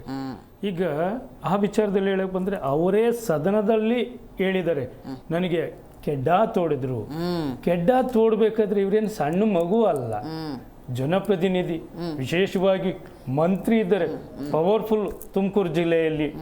ಸೊ ಇವರು ದೂರು ಕೊಟ್ಟಾಗ ಇವ್ರದೇ ಸರ್ಕಾರ, ಇವರೇ ಮಂತ್ರಿಗಳು, ಇವ್ರದೇ ಗೃಹ ಮಂತ್ರಿ ಇಮಿಡಿಯೇಟ್ ದೂರು ಕೊಟ್ಟು ತಪ್ಪು ಯಾರ್ದಾದ್ರೂ ಇರಲಿ, ತಪ್ಪು ಅವ್ರದ್ದಿರಲಿ ಇವ್ರದ್ದಿರಲಿ ನಮ್ದಿರಲಿ, ಯಾರಿಗಾದ್ರೂ ಪನಿಷ್ಮೆಂಟ್ ಆಗಬೇಕು. ಇದು ಏನಾಗ್ತಾ ಇದೆ, ಹನಿ ಟ್ರಾಪ್ ಅನ್ನೋ ವಿಚಾರ ಬಂದಾಗ ರಾಜ್ಯದ ಎಲ್ಲ ಜನ ಇದನ್ನು ಗಮನಿಸ್ತಾ ಇದ್ದಾರೆ. ಮಾನ ಮರ್ಯಾದೆ 3 ಕಾಸಿಗೆ ಹರಾಜಾಗ್ತಾ ಇದೆ. ಇಲ್ಲಿ ಸದನ ಅಂತಂದರೆ ರಾಜ್ಯದ ಜನತೆ ಕಷ್ಟ, ನಷ್ಟ, ನೋವು, ದುಃಖ, ದುಮ್ಮಾನಗಳಿಗೆ ನ್ಯಾಯ ಕೊಡುವ ದೇಗುಲ ಇದು. ನ್ಯಾಯ ಕೊಡುವ ದೇಗುಲದಲ್ಲಿ ನೀವು ಹೋಗಿ ಹನಿ ಟ್ರ್ಯಾಪು, ಆ ಟ್ರ್ಯಾಪು ಇದಕ್ಕೆ ಸಮಯವನ್ನು ವ್ಯರ್ಥ ಮಾಡ್ತಿರಲ್ಲ, ಸ್ವಲ್ಪ ಆದರೂ ನಾಚಿಕೆ ಆಗಲ್ವಾ? 4 ಗೋಡೆ ಮಧ್ಯದಲ್ಲಿ ನಡೆಯುವಂಥ ಒಂದು ಪ್ರಕರಣ, ಒಂದು ಇದನ್ನು ತಗೊಬಂದು ಸದನದಲ್ಲಿ ಇಟ್ಟು ರಾಜ್ಯ ಇವತ್ತು ಎಷ್ಟು ಮೂಲಭೂತ ಸೌಲಭ್ಯಗಳಿಲ್ಲದೆ ಮೂಲಭೂತ ಸೌಲಭ್ಯಗಳಿಂದ ವಂಚಿತರಾಗಿ ಜನ ಪರದಾಡ್ತಿದ್ದಾರೆ. ಅದಕ್ಕೆ ಹೆಚ್ಚು ಗಮನ ಕೊಡಿ, ಸದನದಲ್ಲಿ ಅದನ್ನು ಚರ್ಚೆ ಮಾಡಿ, ಜನಕ್ಕೆ ನ್ಯಾಯ ಕೊಡಿ ಅಂತಂದರೆ ಇವ್ರದೇ ಆಟ. ಇಂಥದಕ್ಕೆ ಸದನ ಯಾಕೆ ಬೇಕು? ಜನಪ್ರತಿನಿಧಿಗಳು ಯಾಕೆ ಬೇಕಿದೆ? ಜನಪ್ರತಿನಿಧಿಗಳು ಸದನವನ್ನು ಸಂಪೂರ್ಣವಾಗಿ ದುರ್ಬಳಕೆ ಮಾಡ್ಕೊಳ್ತಿದ್ದಾರೆ. ಜನಗಳಿಗೋಸ್ಕರ ಮಾಡ್ತಾ ಇಲ್ಲ ಇದನ್ನು. ಇವರ ತೀಟೆ ತೀರಿಸ್ಕೊಳ್ಳೋದಕ್ಕೆ, ಇವರ ಕೇಸುಗಳನ್ನು ಮುಚ್ಚಾಕೊಳ್ಳೋದಕ್ಕೆ ಇವತ್ತು ಸದನದ ಸಮಯವನ್ನು ಹಾಳು ಮಾಡ್ತಿದ್ದಾರೆ. ನಾವಂತೂ ಖಂಡಿತವಾಗಿ ಇದನ್ನು ವಿರೋಧಿಸ್ತೀವಿ. ರೈಟ್. ಹಾಗಾದರೆ ಜನ ಒಂದು ದಿವಸ ಬೀದಿಗೆ ಬಂದು ಹೋರಾಟ ಮಾಡೋ ದಿವಸ ದೂರ ಇಲ್ಲ ಅಂತ ಆಯ್ತು. ಖಂಡಿತ ಮೇಡಮ್. ಎಲ್ಲದಕ್ಕೂ ಒಂದು ವ್ಯಾಪ್ತಿ ಇರುತ್ತೆ, ತಾಳ್ಮೆ ಅನ್ನೋದಿರ್ತದೆ. ತಾಳ್ಮೆ ಕಟ್ಟೆ ಹೊಡೆದಾಗ ಅದು ಯಾವುದೇ ರೂಪಕ್ಕೆ ಬರ್ಬೋದು, ಸ್ಫೋಟ. ಎಕ್ಸಾಂಪಲ್ ಹೇಳ್ಬೇಕಂದ್ರೆ ಕಳೆದ ಬಾರಿ ಶ್ರೀಲಂಕಾದಲ್ಲಿ ಒಂದು ಇದಾಯಿತು. ಅಲ್ಲಿನ ರಾಜಪಕ್ಷೆ ಸರ್ಕಾರದ ವಿರುದ್ಧ ಜನ ದಂಗೆ ಎದ್ರು, ಅವ್ರ ಮನೆಗೆ ಬೆಂಕಿ ಹಾಕಿದ್ರು, ಸುಟ್ಟರು. ಜನ ಎಲ್ಲಿವರೆಗೂ ನಮ್ಮ ಕನ್ನಡ ಜನ ತಾಳ್ಮೆಯಿಂದ ನೋಡ್ತಿದ್ದಾರೆ. ಬಟ್ ಇವರು ಎಲ್ಲ ಆಟಗಳನ್ನು ಗಮನಿಸ್ತಿದ್ದಾರೆ. ಅಸಹಾಯಕ ಅನ್ಕೊಂಡ್ರೆ ಇದು ಇವ್ರ ತಪ್ಪು. ಇದಕ್ಕೆ ಉತ್ತರ ನಮ್ಮ ಜನತೆ ಯಾವಾಗ ಕೊಡುತ್ತೆ ಗೊತ್ತಾ? ಓಟ್ ಹೊತ್ತಾರಲ್ಲ ಆವಾಗ. ನಾನು ಆಗಲೇ ನಿಮ್ಮನ್ನ ಹೇಳ್ದೆ ಸರ್, ಸಾರಿ, ನಾನು ಆಗಲೇ ನಿಮ್ಗೆ ಹೇಳ್ದೆ, ಜನ ಏನೋ ನಿರೀಕ್ಷೆ ಇಟ್ಕೊಂಡು ಬಂದೆ ಸರ್ ವಿಜಯ್, ಏನೋ ನಿರೀಕ್ಷೆ ಇಟ್ಕೊಂಡು ಕಾಂಗ್ರೆಸ್ ವೋಟ್ ಮಾಡಿದ್ರು. ಆದರೆ ಅದಕ್ಕೆ ವಿರುದ್ಧವಾಗಿ ಆಗೋಗಿದೆ. ಇವ್ರು ಮಾಡಿರೋದೆಲ್ಲ ಉಲ್ಟಾ ಕೆಲಸನೇ. ಸೊ ಇದಕ್ಕೆ ಉತ್ತರ ಇವಾಗ ಏನು ಮಾತಾಡಲ್ಲ. ಟೈಮ್ ಬರುತ್ತಲ್ಲ, ಈಗ ಬರೋ ಎಲೆಕ್ಷನ್ಸಲ್ಲಿ 136ರಿಂದ 50ಕ್ಕೆ ಬಂದು 50 ಸೀಟು ಗೆಲ್ಲಲ್ಲ ಇವರು. ರೈಟ್. ಅದ್ರ ಬಗ್ಗೆ ಡೀಟೇಲ್ ಆಗಿ ಮಾತಾಡ್ತೀನಿ. ನೋಡಿ, ಕಳೆದ 2 ವರ್ಷಗಳ ಅವಧಿ ಅಂತ ನಾವು ನೋಡ್ತಾ ಹೋಗೋದಾದರೆ ಮೋಡ ಹಗರಣ, ವಾಲ್ಮೀಕಿ ಹಗರಣ, ಅಬಕಾರಿ ಇಲಾಖೆ, ಹಲವು ರೈತರ ಆತ್ಮಹತ್ಯೆಗಳು, ಬಾಣಂತಿಯರ ಸಾವು, ಹಲವು ಮಂದಿ ಈ ಸೋಕಾಲ್ಡ್ ನಾಯಕರ ಪಿಎಗಳ ಹೆಸರನ್ನು ಬರೆದಿಟ್ಟು ಆತ್ಮಹತ್ಯೆಯನ್ನು ಮಾಡ್ಕೊಳ್ತಾರೆ. ಕೆಲವೊಂದು ನಾಯಕರ ಹೆಸರನ್ನು ಬರೆದಿಟ್ಟು ಆತ್ಮಹತ್ಯೆಯನ್ನು ಮಾಡ್ಕೊಳ್ತಾರೆ. ಈಗ ಹನಿ ಟ್ರ್ಯಾಪಿಗೆ ಬಂದು ನಿಂತುಕೊಂಡಿದೆ. ಎಲ್ಲಿಗೆ ಹೋಗ್ತಿದ್ದಾರೆ ನಮ್ಮ ಜನಪ್ರತಿನಿಧಿಗಳು? ಏನು ಮಾಡೋದಕ್ಕೆ ಹೊರಟಿದ್ದಾರೆ? ರಾಜ್ಯವನ್ನು ಎತ್ತ ಕಡೆ ತಗೊಂಡು ಹೋಗ್ತಿದ್ದಾರೆ? ಕರ್ನಾಟಕ ಅಂದರೆ ಇಡೀ ಭಾರತ ತಿರುಗಿ ನೋಡುತ್ತೆ. ಕರ್ನಾಟಕ ನೋಡಿ, ನಮ್ಮ ಕರ್ನಾಟಕದ ಧೀಮಂತ ಚರಿತ್ರೆ ಅನ್ನೋದು ಪ್ರತಿಯೊಂದು ಕರ್ಣಗಳಲ್ಲೂ ಕೂಡ ವಿಜೃಂಭಿಸಬೇಕು ಅಂತ ಆ ಕರ್ನಾಟಕ ಅನ್ನೋ ಹೆಸರಿಟ್ಟಿದ್ದಾರೆ. ಆದರೆ ಇಂಥ ಚಿಲ್ಲರೆ ವಿಷಯಕ್ಕೆ ಇವತ್ತು ಕರ್ನಾಟಕವನ್ನು ಯಾವುದೋ ಬೇರೆ ರಾಜ್ಯದ ಜನ ಮಾತಾಡುವಂಥ ದುಸ್ಥಿತಿಗೆ ತಂದಿದ್ದೀರಲ್ಲ, ಇದಕ್ಕೊಂದು ಧಿಕ್ಕಾರ ಹೇಳ್ತಾ ಈಗೊಂದು ಸಹಕಾರ ಸಚಿವರಾಗಿರುವಂಥ ಕೆ ಎನ್ ರಾಜಣ್ಣ ಅವ್ರು ಹೇಳೋ ಪ್ರಕಾರ ಯಾವುದೋ ಒಬ್ಬ ಇಡಿ ಬಂದಿದ್ದರು, ವಕೀಲರು ಅಂತ ಹೇಳ್ಕೊಂಡ್ರು, ಸೆಕೆಂಡ್ ಟೈಮ್ ಬಂದರು, ಆಮೇಲೆ ಹೈಕೋರ್ಟ್ ವಕೀಲರು ಅಂತ ಹೇಳಿದರು, ಏನೋ ಕಾಸ್ಟ್ಯೂಮ್ ಬಗ್ಗೆ ಕೂಡ ಒಂದಷ್ಟು ಡೀಟೇಲ್ಸನ್ನು ಕೊಡ್ತಾಯಿದ್ರು. ಇದೆಲ್ಲ ಏನಿದೆ ಇದನ್ನು ನಾನು ಗೃಹ ಸಚಿವರಿಗೆ ತಿಳಿಸಿದ್ದೀನಿ. ಸೊ ಅವ್ರು ಕ್ರಮ ತಗೊಳ್ತಾರೆ, ಆ ಭರವಸೆಯನ್ನು ಕೊಟ್ಟಿದ್ದಾರೆ ಅಂತ. ಯಪ್ಪ, ಇದಾ ಮ್ಯಾಟ್ರು ಮಾತಾಡೋಕ್ಕಿರೋದು? ಇದಾ ಮಾತಾಡಬೇಕಾಗಿರೋದು ನಾವು? ನಾನು ಆಗಲೇ ಉಲ್ಲೇಖ ಮಾಡಿದೆ ಸೈಯದ್ ಸರ್, ಇನ್ನೂ ಬಿಸಿಲು, ಬೇಸಿಗೆಗಾಲ ಬಂದಿಲ್ಲ, ನೀರಿಗೆ ಸಮಸ್ಯೆ ಇದೆ, ರೈತರ ಆತ್ಮಹತ್ಯೆ ಆಗ್ತಿದೆ, ಬಾಣಂತಿಯರ ಸಾವುಗಳಾಯಿತು, ಅದು ಯಾವುದೋ ಮೆಡಿಸಿನ್ ತಗೊಂಡ ಅನಾಹುತ ಆಯಿತು ಅಂಥೇಳಿ ಕೆಲವೊಂದು ಪಿ ಎಗಳ ಹೆಸರಿಟ್ಟು ಆತ್ಮಹತ್ಯೆಯನ್ನು ಮಾಡ್ಕೊಂಡಿದ್ದಾರೆ. 40% 60% ಅಂತೆ. ಭ್ರಷ್ಟಾಚಾರ ತಾಂಡವವಾಡ್ತಾ ಇದೆ. ಅಂದರೆ ಜನಸಾಮಾನ್ಯರು ಉಸಿರುಗಟ್ಟಿ ಜೀವನ ಮಾಡುವಂಥ ಈ ಸನ್ನಿವೇಶದಲ್ಲಿ we are talking about honey trap. ಹೆಂಗೆ ಸರ್ ಇದು ಮೇಡಮ್? ಇದೊಂದು ಸ್ಟ್ರಾಟಜಿ ಅಲ್ವಾ? ನಿಮ್ಗೆ ಅನ್ಸಲ್ವಾ ಇದು diverting the subject? Honey trap, black mailing ಅಂತಾನು ಹೇಳ್ಕೋಬಹುದು. ಎಕ್ಸಾಕ್ಟ್ಲಿ, ಹೌದಲ್ಲ ಮೇಡಮ್? ಬ್ಲ್ಯಾಕ್ ಮೇಲಿಂಗ್ ಅಂತಾನು ಹೇಳ್ಬೋದು. ಹನಿ ಟ್ರ್ಯಾಪ್ ಅಂದರೆ ಏನಂತ ಇಲ್ಲಿ ನಾನು ಓಪನ್ ಆಗಿ ಹೇಳೋಕ್ಕಾಗಲ್ಲ. ಮಾಧ್ಯಮದಲ್ಲಿ ಪ್ರತಿಯೊಬ್ಬರು ಗೊತ್ತಿದೆ ಹನಿ ಟ್ರ್ಯಾಪ್ ಅಂದರೆ ಏನಂತ. ಇವಾಗ ರಾಜಣ್ಣ ಅವರು ಹೇಳಿದ್ರು, ಫಸ್ಟು ಬಂದರು ಭೇಟಿ ಆದು, ನೆಕ್ಸ್ಟು ಬಂದರು ಲಾಯರ್ ಅಂದರು, ಬ್ಲೂ ಜೀನ್ಸ್ ಹಾಕಿದ್ರು ಅಂತ. ಮೇಡಮ್, ಬೇರೆ ಇವಾಗ ನಾನು ಇಲ್ಲಿ ಬಂದಿದ್ದೀನಿ, ನಿಮ್ಮ ಹತ್ರ ಮಾತಾಡ್ತಾ ಇದ್ದೀನಿ, ಇಲ್ಲಿ ನಾವು 3 ಜನ ಇದ್ದೀವಿ, ನನ್ನ ಮೇಲೆ ಹೆಂಗೆ ಹನಿ ಟ್ರ್ಯಾಪ್ ಮಾಡಿಬಿಡ್ತೀನಿ madam? Unless it goes privately. Got it. ನಾನು ಇನ್ನೂ ಬಿಡಿಸಿ ಹೇಳೋಕ್ಕಾಗಲ್ಲ, ಬೇಡ. ಆಯ್ತು. ಹನಿ ಟ್ಯಾಪ್ ಅನ್ನೋದು ಅದಕ್ಕೆ. ಅಂದ್ರೆ ನಾವು ಎಲ್ಲಿವರೆಗೆ ಬಿಟ್ಕೊಂಡಿದ್ದೀವಿ?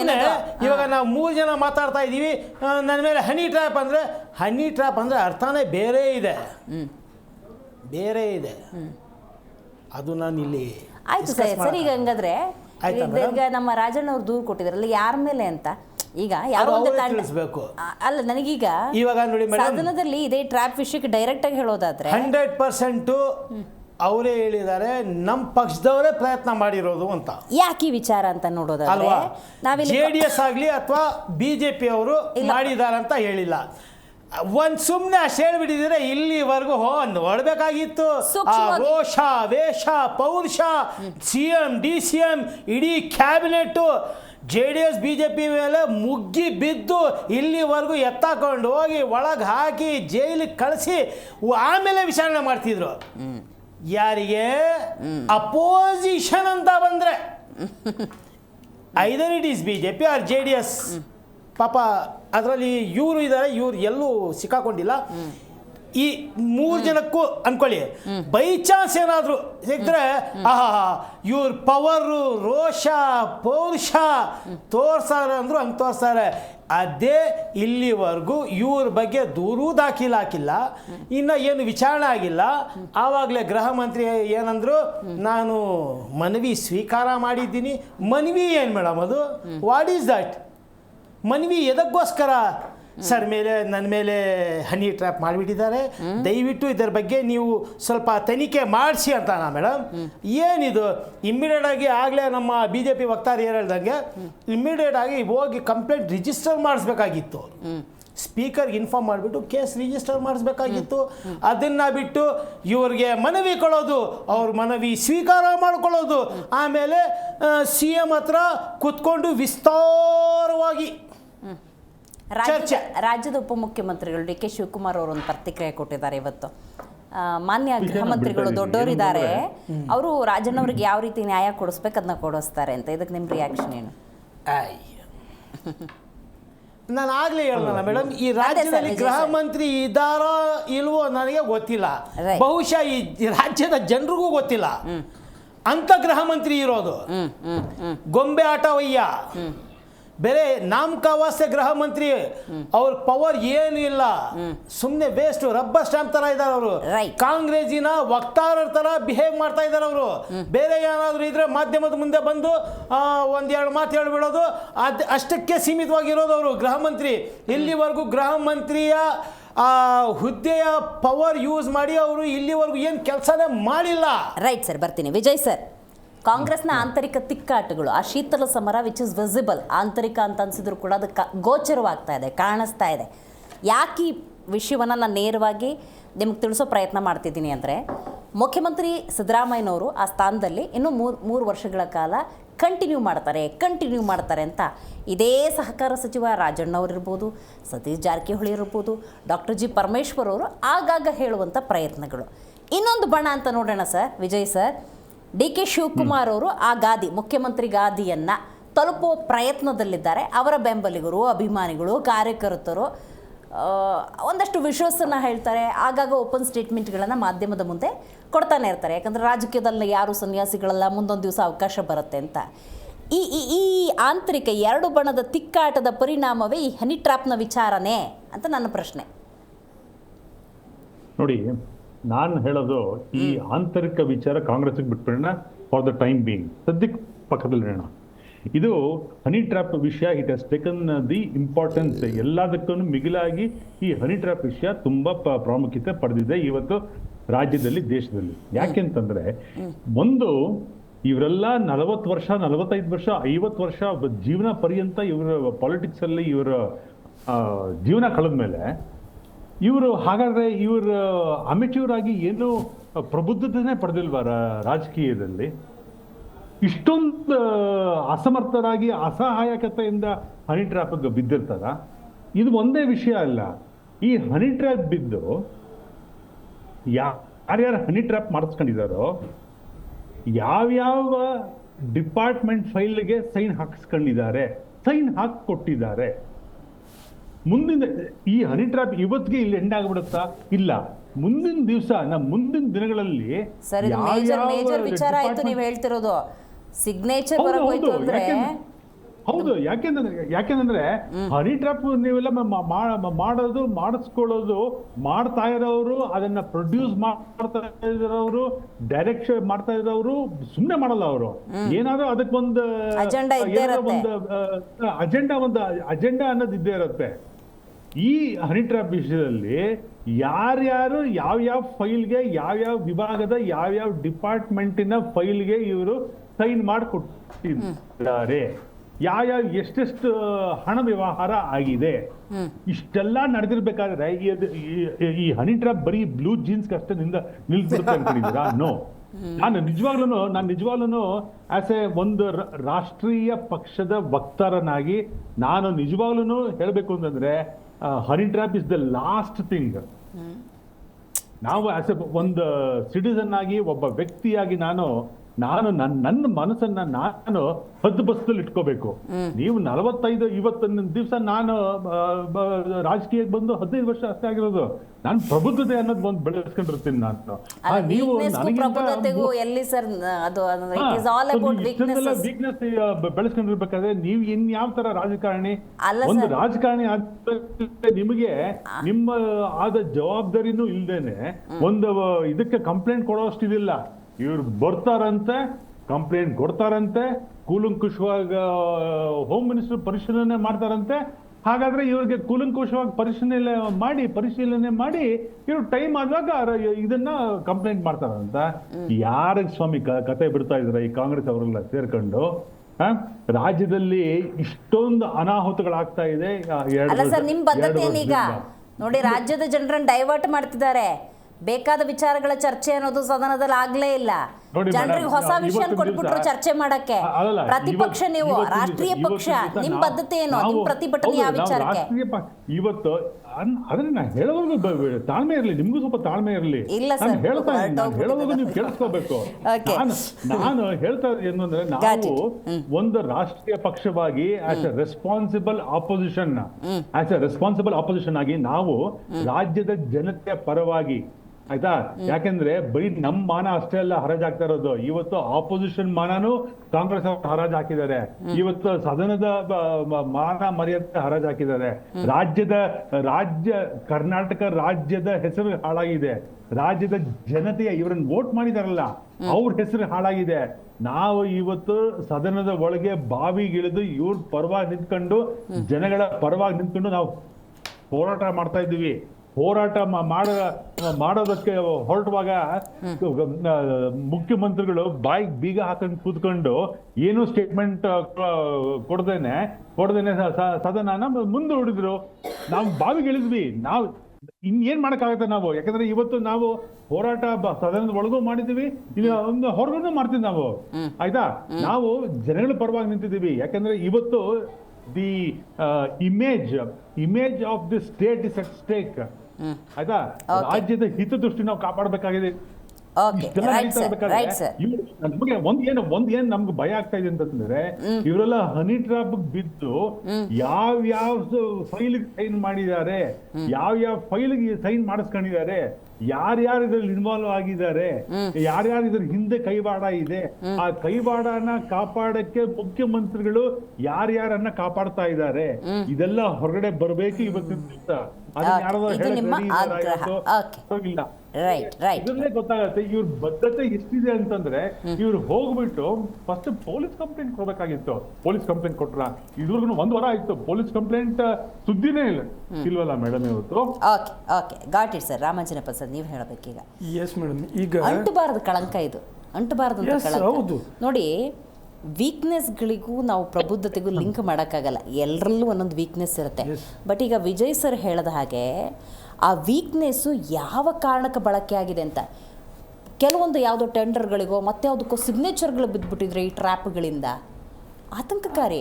ಎಸ್ ಮೇಡಮ್, ಆಗಿರ್ತದೆ. ಏನು ಹೇಳ್ತಿದ್ದೆ? ಸೊ ಏನು ಹೇಳಿದೆ ಅಂತಂದರೆ, ಇದು ಒಂಥರ ಲೈಕ್ ಭ್ರಷ್ಟಾಚಾರದ ಕೂಪನ್ನೇ, ಮತ್ತೊಂದು ಮುಖ ಇದೆ, ಮತ್ತೊಂದು ಮುಖ. ಹೌದು, ಅಲ್ಲಿ ಲಂಚ ಕೊಟ್ಟು ಮಾಡಿಸ್ಕೊಳ್ತಾರೆ, ಇಲ್ಲಿ ಹೆಣ್ಣಿನ ಬಳಸ್ಕೊಂಡು ಮಾಡ್ತಾರೆ. ಸೊ ನಾವು ಹೆಣ್ಣಿನ ವಿಚಾರದಾಗಿ ಮಾತಾಡೋದಕ್ಕೆ ಕಷ್ಟ ಆಗ್ತದೆ, ಯಾಕೆಂದರೆ ನಮಗೂ ಅಕ್ಕ ತಂಗಿ ಅಮ್ಮ ಎಲ್ಲ ಇರ್ತಾರೆ.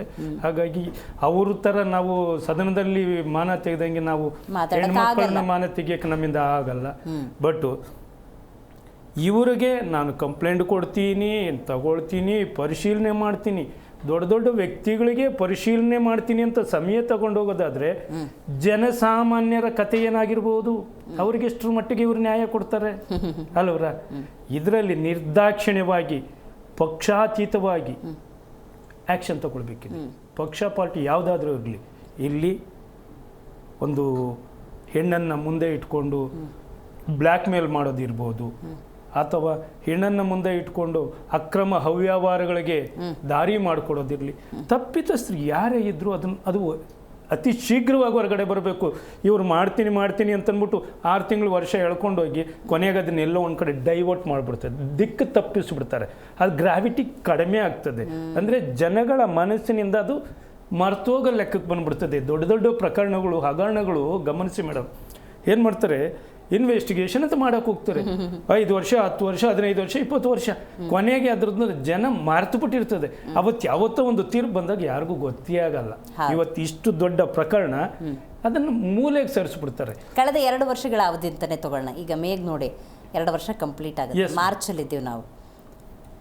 ಬಾಣಂತಿಯರ ಸಾವಾಯಿತು, ಮೂಡ, ವಾಲ್ಮೀಕಿ, ಅಬಕಾರಿ ಇಲಾಖೆಯಲ್ಲಿ ವ್ಯತ್ಯಾಸ, ಆತ್ಮಹತ್ಯೆ, ಕೃಷಿಕರು ಆತ್ಮಹತ್ಯೆಯನ್ನು ಮಾಡ್ಕೋತಾರೆ, ಬೆಲೆ ಏರಿಕೆ. ಇವತ್ತಿಗೂ ನೋಡಿ, ಈಗ ನಾವು ಅಲ್ಲೇನೋ ಗೃಹಜ್ಯೋತಿ ಅಂದರೂ ಇಲ್ಲಿ ವಿದ್ಯುತ್ ದರ ಏರಿಕೆ, ನೀರಿಗೇನೋ 30 ವರ್ಷದಿಂದ ನಾವು ಏರಿಕೆನೇ ಮಾಡಿಲ್ಲ, ಏರಿಕೆ ಮಾಡ್ತೀವಿ ಅಂತ ನೀರಿನ ಬೆಲೆನೂ ಎಲ್ಲದೂ ಬೇಳೆ ಕಾಳು ಏನೂ ತಗೊಳಕ್ಕಾಗ್ತಿಲ್ಲ. ನೀವು ಒಂದು ಕೈಲಿ ಕೊಟ್ಟು ಇನ್ನೊಂದು ಕೈಲಿ ಕಿತ್ಕೊಂಡ್ರೆ ಏನು ಪ್ರಯೋಜನ ಅನ್ನೋ ಸಿಚುವೇಶನ್ ನಡುವೆ ಅದನ್ನ ಪ್ರಶ್ನೆ ಮಾಡೋಣ ಅಂತ ಮುಂದೆ ಬಂದರೂ ಕೂಡ ಅದು ಮಾಡಂಗಿಲ್ಲ. ಹನಿ ಟ್ರ್ಯಾಪ್ ಅಂತ ಹೊಸ ವಿಷಯ ಹಾಕಿದ್ದಾರೆ. ಈ ವಿಚಾರದಲ್ಲಿ ನಾನು ಇನ್ನೊಂದು ವಿಚಾರ ಬಂದೆ ಸರ್, ವಿಜಯ್ ಸರ್ ನಿಮ್ಮ ಹತ್ರ ಬರ್ತೀನಿ, ನಾನು ತಗೋತೀನಿ ಇನ್ಫಾರ್ಮೇಶನ್. ಬಹಳ ಮುಖ್ಯವಾದ ವಿಚಾರ ಮೇಡಮ್. ಇವತ್ತು ಏನು ಈಗ ಸದನದಲ್ಲಿ ಕೆಲಸಕ್ಕೆ ಬಾರ್ದು ಇದನ್ನ ತಗೊಂಡು ಸಮಯ ವ್ಯರ್ಥ ಮಾಡ್ತಿದ್ದಾರೆ. ಗ್ರಾಮೀಣ ಪ್ರದೇಶಗಳಿಗೆ ಹೋಗಿ, ಬೆಂಗಳೂರನ್ನ ಹೊರತುಪಡಿಸಿ ಹೊರಗಡೆ ಹೋಗಿ, ಹಾಸ್ಪಿಟ್ಲ್ ಇದೆ, ಡಾಕ್ಟ್ರ್ ಇಲ್ಲ, ಎಕ್ವಿಪ್ಮೆಂಟ್ ಇದೆ, ಆಪ್ರೇಟ್ ಮಾಡೋರಿಲ್ಲ. ಇವರ ನಮ್ಮ ತುಮಕೂರು ಜಿಲ್ಲೆ 2 ಪ್ರಭಾವಿ ಸಚಿವರು ಹೇಳ್ಕೊಳ್ಳೋದಿಕ್ಕೆ ಹೆಸರು ಪ್ರಭಾವಿ ಸಚಿವರು. ಎಷ್ಟು ಜನ ಕಳೆದ ನಿಮ್ಮ ಮಾಧ್ಯಮದಲ್ಲಿ ಇದಾಯಿತು, ಪಾವಗಡದಲ್ಲಿ ಒಂದಷ್ಟು ಹೆಣ್ಮಕ್ಳು ಸತ್ತೋದ್ರು. ಒಬ್ಬರೇ ಡಾಕ್ಟರ್ ಇರೋದು. ಇವತ್ತು 79 ಹುದ್ದೆಗಳು ಖಾಲಿ ಇದ್ದಾವೆ. ಇದ್ರ ಬಗ್ಗೆ ನಾವು ಹೋರಾಟಗಳನ್ನು ಮಾಡಿದ್ದೀವಿ. ಡಾಕ್ಟ್ರ್ ಕೊಡಿ ಅಂತಂದರೆ ಡಾಕ್ಟ್ರ್ ಕೊಡೋ ಯೋಗ್ಯತೆ ಇಲ್ಲ ಇವರುಗಳಿಗೆ. ನಿಜ. ಹನಿ ಟ್ರಾಪ್, ಮಾನ ಮರ್ಯಾದೆ ಇವರುಗಳು ಬೇಕು ಹೇಳ್ಕೊಳ್ಳೋದಕ್ಕೆ. ಪ್ರಭಾವಿ ಮಿನಿಸ್ಟ್ರುಗಳು ಮೊದಲು ಇವರ ಜಿಲ್ಲೆಗಳನ್ನು ನೋಡ್ಕೊಳ್ಳಿ ಮೇಡಮ್. ನಾನು ಹೇಳ್ತೀನಿ, ಕರೆಕ್ಟ್ ಕೊಡಬೇಕಾದ ಮನುಷ್ಯನಿಗೆ, ಜನಸಾಮಾನ್ಯರಿಗೆ ಮೂಲಭೂತ ಸೌಲಭ್ಯಗಳು. ಸಾಯ್ತಾ ಇದ್ದಾರೆ ಗ್ರಾಮೀಣ ಪ್ರದೇಶಗಳಲ್ಲಿ, ಹಳ್ಳಿಗಳಿಗೆ ಬಸ್ಸುಗಳಿಲ್ಲ. ಹೌದು. ಏನು ಪೇಷಂಟು ರಾತ್ರಿ ಹೊತ್ತು ಏನನ್ನ ಯಾವ್ದನ್ನ ಗರ್ಭಿಣಿ ಹೆಂಗಸು ಏನಾದರೂ ತುರ್ತು ಇದು ಬಂತಂದ್ರೆ ಆಂಬುಲೆನ್ಸ್ ಸಿಕ್ಕಲ್ಲ, ಹೋಗ್ಲಿ ತಗೊಂಬರಕ್ಕೆ ಅವ್ರ ಹತ್ರ ಬಸ್ಸುಗಳಿರಲ್ಲ, ಆಮೇಲೆ ಅವ್ರದ್ದೇ ಸ್ವಂತ ಗಾಡಿಗಳಿಲ್ಲ. ಇನ್ನು ಬಡತನದಿಂದ ಇರ್ತಕ್ಕಂಥ ಜನಕ್ಕೆ ಸರಿಯಾದ ವೈದ್ಯರು, ಒಳ್ಳೆ ಎಜುಕೇಷನ್, ಇದಕ್ಕೆ ಸದನದ ಸಮಯವನ್ನು ವ್ಯರ್ಥ ಮಾಡಲಿ. ನಾವು ಖುಷಿ ಪಡ್ತೀವಿ, ನಾವು ಪ್ರೋತ್ಸಾಹ ಕೊಡ್ತೀವಿ. ನಮ್ಮೂರಿನ ಸಮಸ್ಯೆ ನಮ್ಮ ಲೀಡ್ರು, ನಮ್ಮ ನಾಯಕ, ನಾವು ಇವ್ರ ಜೊತೆ ನಿಲ್ತೀವಿ. ಇದಕ್ಕೆ ಯೋಗ್ಯತೆ ಇಲ್ಲ, ಅಲ್ಲಿ ಜನ ಸಾಯ್ತಾ ಇದ್ದಾರೆ. ಈಗ ಅದಕ್ಕೆ ವಿಜಯ್ ಸರ್, ನನ್ಗೊಂದು ಪ್ರಶ್ನೆ ಬಂತು. ಈಗ ಸದನದಲ್ಲಿ ಈ ಹನಿ ಟ್ರ್ಯಾಪ್ ವಿಚಾರನ ಚರ್ಚೆ ಮಾಡಿದ್ದು ನಿಮ್ಮ ಪ್ರಕಾರ ಸರಿನಾ ತಪ್ಪ?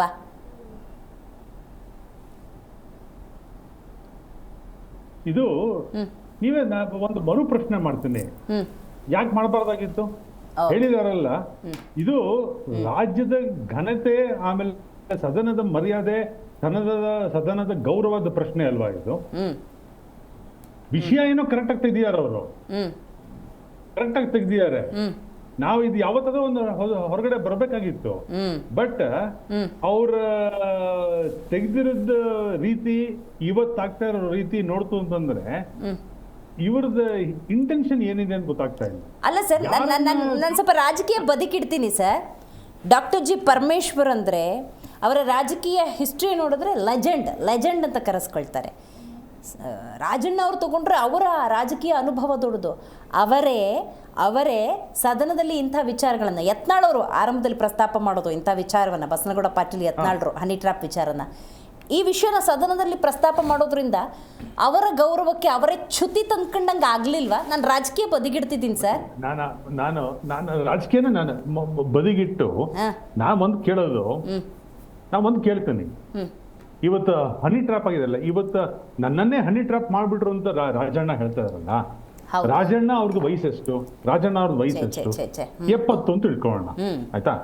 70ರಿಂದ 70 ಅಂತ ಇಟ್ಕೊಳ್ಳೋಣ, ಓಕೆ? ಹಾಗಾದ್ರೆ ಇವರು ಯಾವಾಗ ರಾಜಕೀಯ ಬಂದಿರ್ಬೋದು? ಲೆಟ್ಸ್ ಅಸ್ಯೂಮ್ 25ಕ್ಕೆ ಬಂದಿರ್ಬೋದು ಅಂತ ಇಟ್ಕೊಳ್ಳೋಣ. 45 ವರ್ಷ ರಾಜಕೀಯದಲ್ಲಿ ಇದ್ದಾರೆ ಇವರು. ಈ 45 ವರ್ಷದಲ್ಲಿ ಇವರು ಈ 45 ವರ್ಷದಲ್ಲಿ ಯಾವತ್ತೂ ಪ್ರಬುದ್ಧತೆ ಅನ್ನೋದನ್ನೇ ಬೆಳೆಸ್ಕೊಂಡಿಲ್ವಾ? ಹಾಗಾದ್ರೆ ಇವರು ಸಡನ್ ಆಗಿ ಹನಿ ಟ್ರಾಪ್ ಬಿದ್ದೋಗ್ಬಿಟ್ರ ಇವರು? ಹೆಂಗಾಯ್ತು ಇವ್ರದ್ದು? ಹಾಗಾದ್ರೆ ಇವರು ಇಷ್ಟು ವೀಕ್ ಆಗಿದಾರ ಇವರು? ಹಾಗಾದ್ರೆ ಇವರು ಏನಂತ ಪ್ರೂವ್ ಮಾಡಕ್ ಹೊರಟಿದ್ದಾರೆ? ರಾಜಣ್ಣ ಇವತ್ತು ಇದನ್ನ ಈ ವಿಷಯ ಅಂತಂದು ಏನೇನ್ ಪ್ರೂವ್ ಮಾಡಕ್ ಹೊರಟಿದ್ದಾರೆ? ಇದು ಒಂದು ನಾನ್ ಮೊದ್ಲೇ ಹೇಳ್ತಾ ಇದೀನಿ, ಹನಿ ಟ್ರ್ಯಾಪ್ ತುಂಬಾ ಕೆಟ್ಟ ವಿಷಯ, ಆಯ್ತಾ? ಯಾರನ್ನು ಒಳಗಾಗಬಾರ್ದು ಅಂತ ನಾನು ಹೇಳ್ತಾ ಇದ್ದೇನೆ. ಈ ಪ್ರಕರಣದಲ್ಲಿ ಬಿಜೆಪಿಯ ಸ್ಟ್ಯಾಂಡ್ ಏನು ಸರ್? ಅದನ್ನ ಒಂಚೂರು ಕನ್ಕ್ಲೂಡ್ ಮಾಡೋಣ, ಟೈಮ್ ಆಯ್ತು. ಸೊ ನಿಮ್ ಸ್ಟ್ಯಾಂಡ್ ಏನು? Can you clear that? ಇವತ್ತಿನ ದಿವಸ ನಾನು ಹೇಳೋದು ಏನು ಅಂತಂದ್ರೆ, ಈ ಒಂದು ರಾಜ್ಯದ ಮಾನ ಹರಾಜಾಗ್ತಾ ಇರ್ಬೇಕಾದ್ರೆ, ಸದನದ ಗೌರವದ ಪ್ರಶ್ನೆ ಆಗ್ಬೇಕಾದ್ರೆ, ರಾಜ್ಯದ ಗೌರವದ ಪ್ರಶ್ನೆ ಆಗ್ಬೇಕಾದ್ರೆ, ಆಪೋಸಿಷನ್ ಅವ್ರ ಗೌರವದ ಪ್ರಶ್ನೆ ಆಗ್ಬೇಕಾದ್ರೆ, ನನ್ನ ನಿಮ್ಮ ಗೌರವದ ಪ್ರಶ್ನೆ ಆಗಿರ್ಬೇಕಾದ್ರೆ, ಇದನ್ನ ಕಾಪಾಡಕ್ ಆಗದೆ ಇರೋಂತ ಈ ಏನೋ ಅಸಮರ್ಥ ಮುಖ್ಯಮಂತ್ರಿ ಇದಾರಲ್ಲ, ಅಸಮರ್ಥ ಮುಖ್ಯಮಂತ್ರಿ ಇವತ್ತು ಕೂಡ್ಲೆ ಇನ್ 2 ಸೆಕೆಂಡ್ ಕಾಯ್ದೇನೆ ಅವ್ರು ರಾಜೀನಾಮೆ ಕೊಟ್ಟು ಮನೆಗೆ ಹೋಗ್ಬೇಕು. ರಾಜ್ಯದ ಗೌರವದ ಪ್ರಶ್ನೆ ಇದು. ಅದನ್ನ ಇವತ್ತು ಸಿದ್ದರಾಮಯ್ಯನವರು ಕಾಪಾಡೋದ್ರಲ್ಲಿ 100% ಫೇಲ್ ಆಗಿದ್ದಾರೆ, ವಿಫಲವಾಗಿದ್ದಾರೆ. ಇವಾಗ ಈ ಕೂಡ್ಲೆ ಅವರು ತಕ್ಷಣ ಅವ್ರು ಎಲ್ಲಿದಾರೋ ಅಲ್ಲಿಂದಾನೇ ಅವರು ರಾಜೀನಾಮೆ ಕೊಟ್ಬಿಟ್ಟು ಮನೆಗೆ ಹೋಗೋದು ಒಳಿತು. ವಾಲ್ಮೀಕಿ ಮೂಳಾಲ್ ಸಿಕ್ಕಾಕೊಂಡೆ ರಾಜೀನಾಮೆ ಕೊಟ್ಟಿಲ್ಲ ಅವರು, ಇದು ಕೊಡ್ತಾರ ಅವರು. ಓಕೆ, ವಿಜಯ್ ಸರ್ ಹೇಳ್ದಂಗೆ ಕೊಡಬೇಕು ಸ್ವಾಮಿ ಕೊಡಬೇಕು.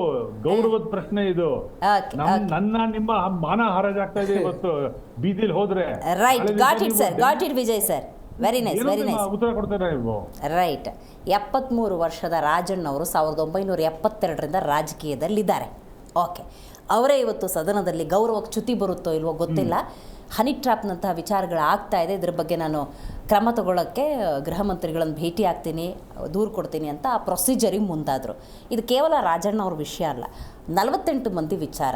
ನಂದು ಅದೇ ಪ್ರಶ್ನೆ, ಸದನದಲ್ಲಿ ಪ್ರಸ್ತಾಪ ಮಾಡಿ ಸರಿ ಅಂತ ಅಂತೀರಾ? ಏನಂತೀರಿ ಸೈಯದ್ ಸರ್? ಇದಕ್ಕೆ ಉತ್ತರ ಕೊಡ್ತೀನಿ ಮೇಡಮ್. ಅದಕ್ಕಿಂತ ಮುಂಚೆ ಒಂದು ಉತ್ತರ ಐತೆ. ಇವಾಗ ನಮ್ಮ ವಿಜಯ್ ಅವರು ಆಮೇಲೆ ನಮ್ಮ ಆಪ್ ವಕ್ತಾರರು ಇಬ್ಬರು ಈ ಫೈಲ್ ಸಿಗ್ನೇಚರ್ ಬಗ್ಗೆ ಹೇಳಿದ್ರು. ಹೌದೌದೌದು, ವಿಜಯ್ ಅವರು ಫೈಲ್ ಸಿಗ್ನೇಚರ್ ಬಗ್ಗೆ ಹೇಳಿದ್ರು. ಆಮೇಲೆ ನಮ್ಮ ಆಪ್ ಅವರು ಯಾವುದಾದ್ರೂ ಟೆಂಡರ್ಗೋಸ್ಕರ ಲಂಚ ಬದಲು ಅಂತ.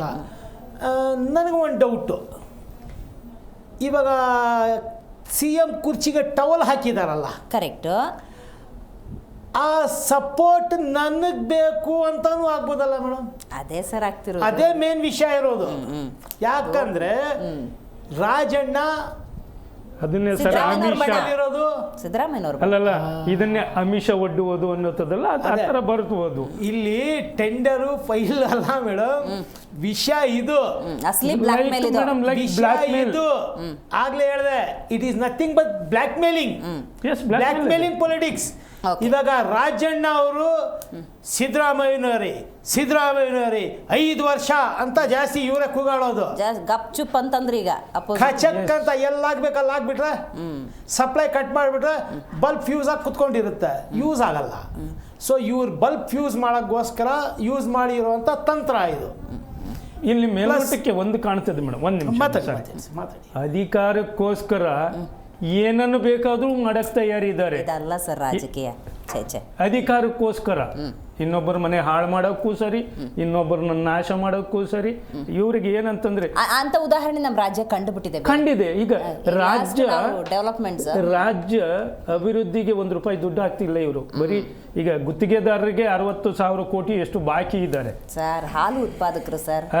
ಅದೇ ಅಲ್ಲ, ಉದಾಹರಣೆಗೆ ಒಂದೊಂದು ಎಲ್ಲಾ ಕಡೆನೂ ಬಾಕಿ ಇದೆ. ಕಳೆದ ಬಜೆಟ್ ಅಲ್ಲಿ ಏನು ಆದ್ರೆ ಸಾಲ ಮಾತ್ರ ಜಾಸ್ತಿ ಮಾಡಿದ್ದಾರೆ, ಬಿಡುಗಡೆ ಮಾಡಿದ್ರು, ಅನುದಾನಗಳನ್ನೇ ಕೊಟ್ಟಿಲ್ಲ. ಆದರೆ ಇದು ಬಹಳ ಮುಖ್ಯ. ಉಳಿದಂತೆ ಇನ್ನೂ ಮುಂದುವರೆದು ಇನ್ನೂ ಒಂದು ವಿಚಾರ ಇದೆ. ಸ್ಥಳೀಯ ಸಂಸ್ಥೆಗಳು ಚುನಾವಣೆಗಳು ನಡಿಬೇಕು, ಯಾವುದನ್ನು ನಡೆಸಲ್ಲ. ಯಾಕೆಂದ್ರೆ ಬೇಕಾಗಿಲ್ಲ, ಎಲ್ಲದನ್ನು ಇವರೇ ತಿನ್ಕೊಂಡ್ಬಿಡ್ಬೇಕು, ಬೇರೆ ಯಾರು ಬೇಡ. ಈ ಬಕಾಸುರನ ಥರ ನಾವು MLAಗಳು, ಮಿನಿಸ್ಟ್ರುಗಳು, ನಮ್ಮ ಸರ್ಕಾರ ಇಷ್ಟಿದ್ರೆ ಸಾಕು, ನಾವೇ ತಿಂದು ಉಂಡಿ ತೇಗಿ ಹೋಗ್ಬಿಡೋಣ. ಇವರು ಇಷ್ಟು ಜನ ಚೆನ್ನಾಗಿದ್ರೆ ರಾಜ್ಯನೇ ಸುಭಿಕ್ಷವಾಗಿದೆ ಅಂತ ಅನ್ಕೊಂಡ್ಬಿಟ್ಟಿದ್ದಾರೆ ಭಾವನೆ. ಲಾಸ್ಟಲ್ಲಿ ಒಂದೇ ಒಂದು ಮಾತು ಕೇಳಿ ಮೇಡಮ್. ಒಂದು ಕಾಲದಲ್ಲಿ ರಾಜಕೀಯ ಹೆಂಗಿತ್ತು ಅಂದರೆ ಅದಕ್ಕೆ ಉದಾಹರಣೆ ಇವತ್ತು ಹಿಸ್ಟ್ರಿಯಲ್ಲೂ ಸಿಗುತ್ತೆ. ನಮ್ಮ ಲಾಲ್ ಬಹದ್ದೂರ್ ಶಾಸ್ತ್ರಿ ನಂತರ ಇಂದಿರಾ ಗಾಂಧೀಜಿಯವರವರೆಗೂ ಒಂದು ಹಂತಕ್ಕೆ ಸರಿ ಇತ್ತು. ಆಮೇಲೆ ಇವಾಗಿರುವಂತೂ ಡೂಪ್ಲಿಕೇಟ್ ಕಾಂಗ್ರೆಸ್, ಪಕ್ಕಾ ಡರ್ಟಿ ಪಾಲಿಟಿಕ್ಸ್, ಇಂಥ ನೀಚವಾದ ಮಾಡೋ ಕೃತ್ಯಗಳು ಎಲ್ಲೂ ನೋಡಿಲ್ಲ. ಬಹುಶಃ ಇನ್ನು ಮುಂದೆ ನಮ್ಮ ಕರ್ನಾಟಕ ನೋಡುವುದೂ ಇಲ್ಲ.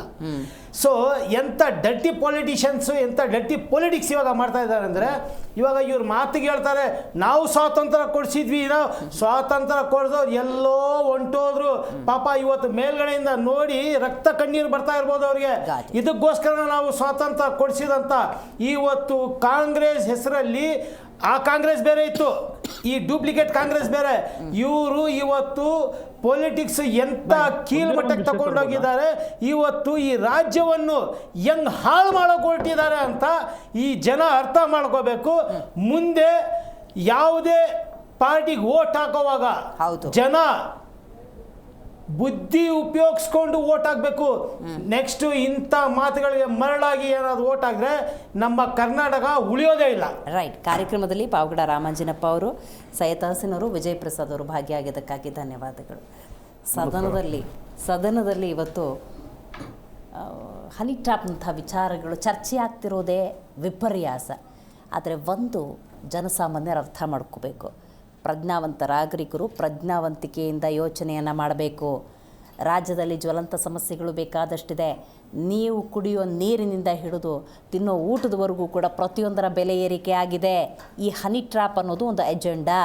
ಈ ವಿಷಯವನ್ನು ನಿಮ್ಮ ತಲೆಯಲ್ಲಿ ಬಿತ್ತಿದ್ದಾರಷ್ಟೇ. They are going to divert the subject. ನೀವು ಬೆಲೆ ಏರಿಕೆ ಬಗ್ಗೆ, ಸಮಸ್ಯೆಗಳ ಬಗ್ಗೆ ಧ್ವನಿ ಎತ್ತೋ ಹಾಗಿಲ್ಲ.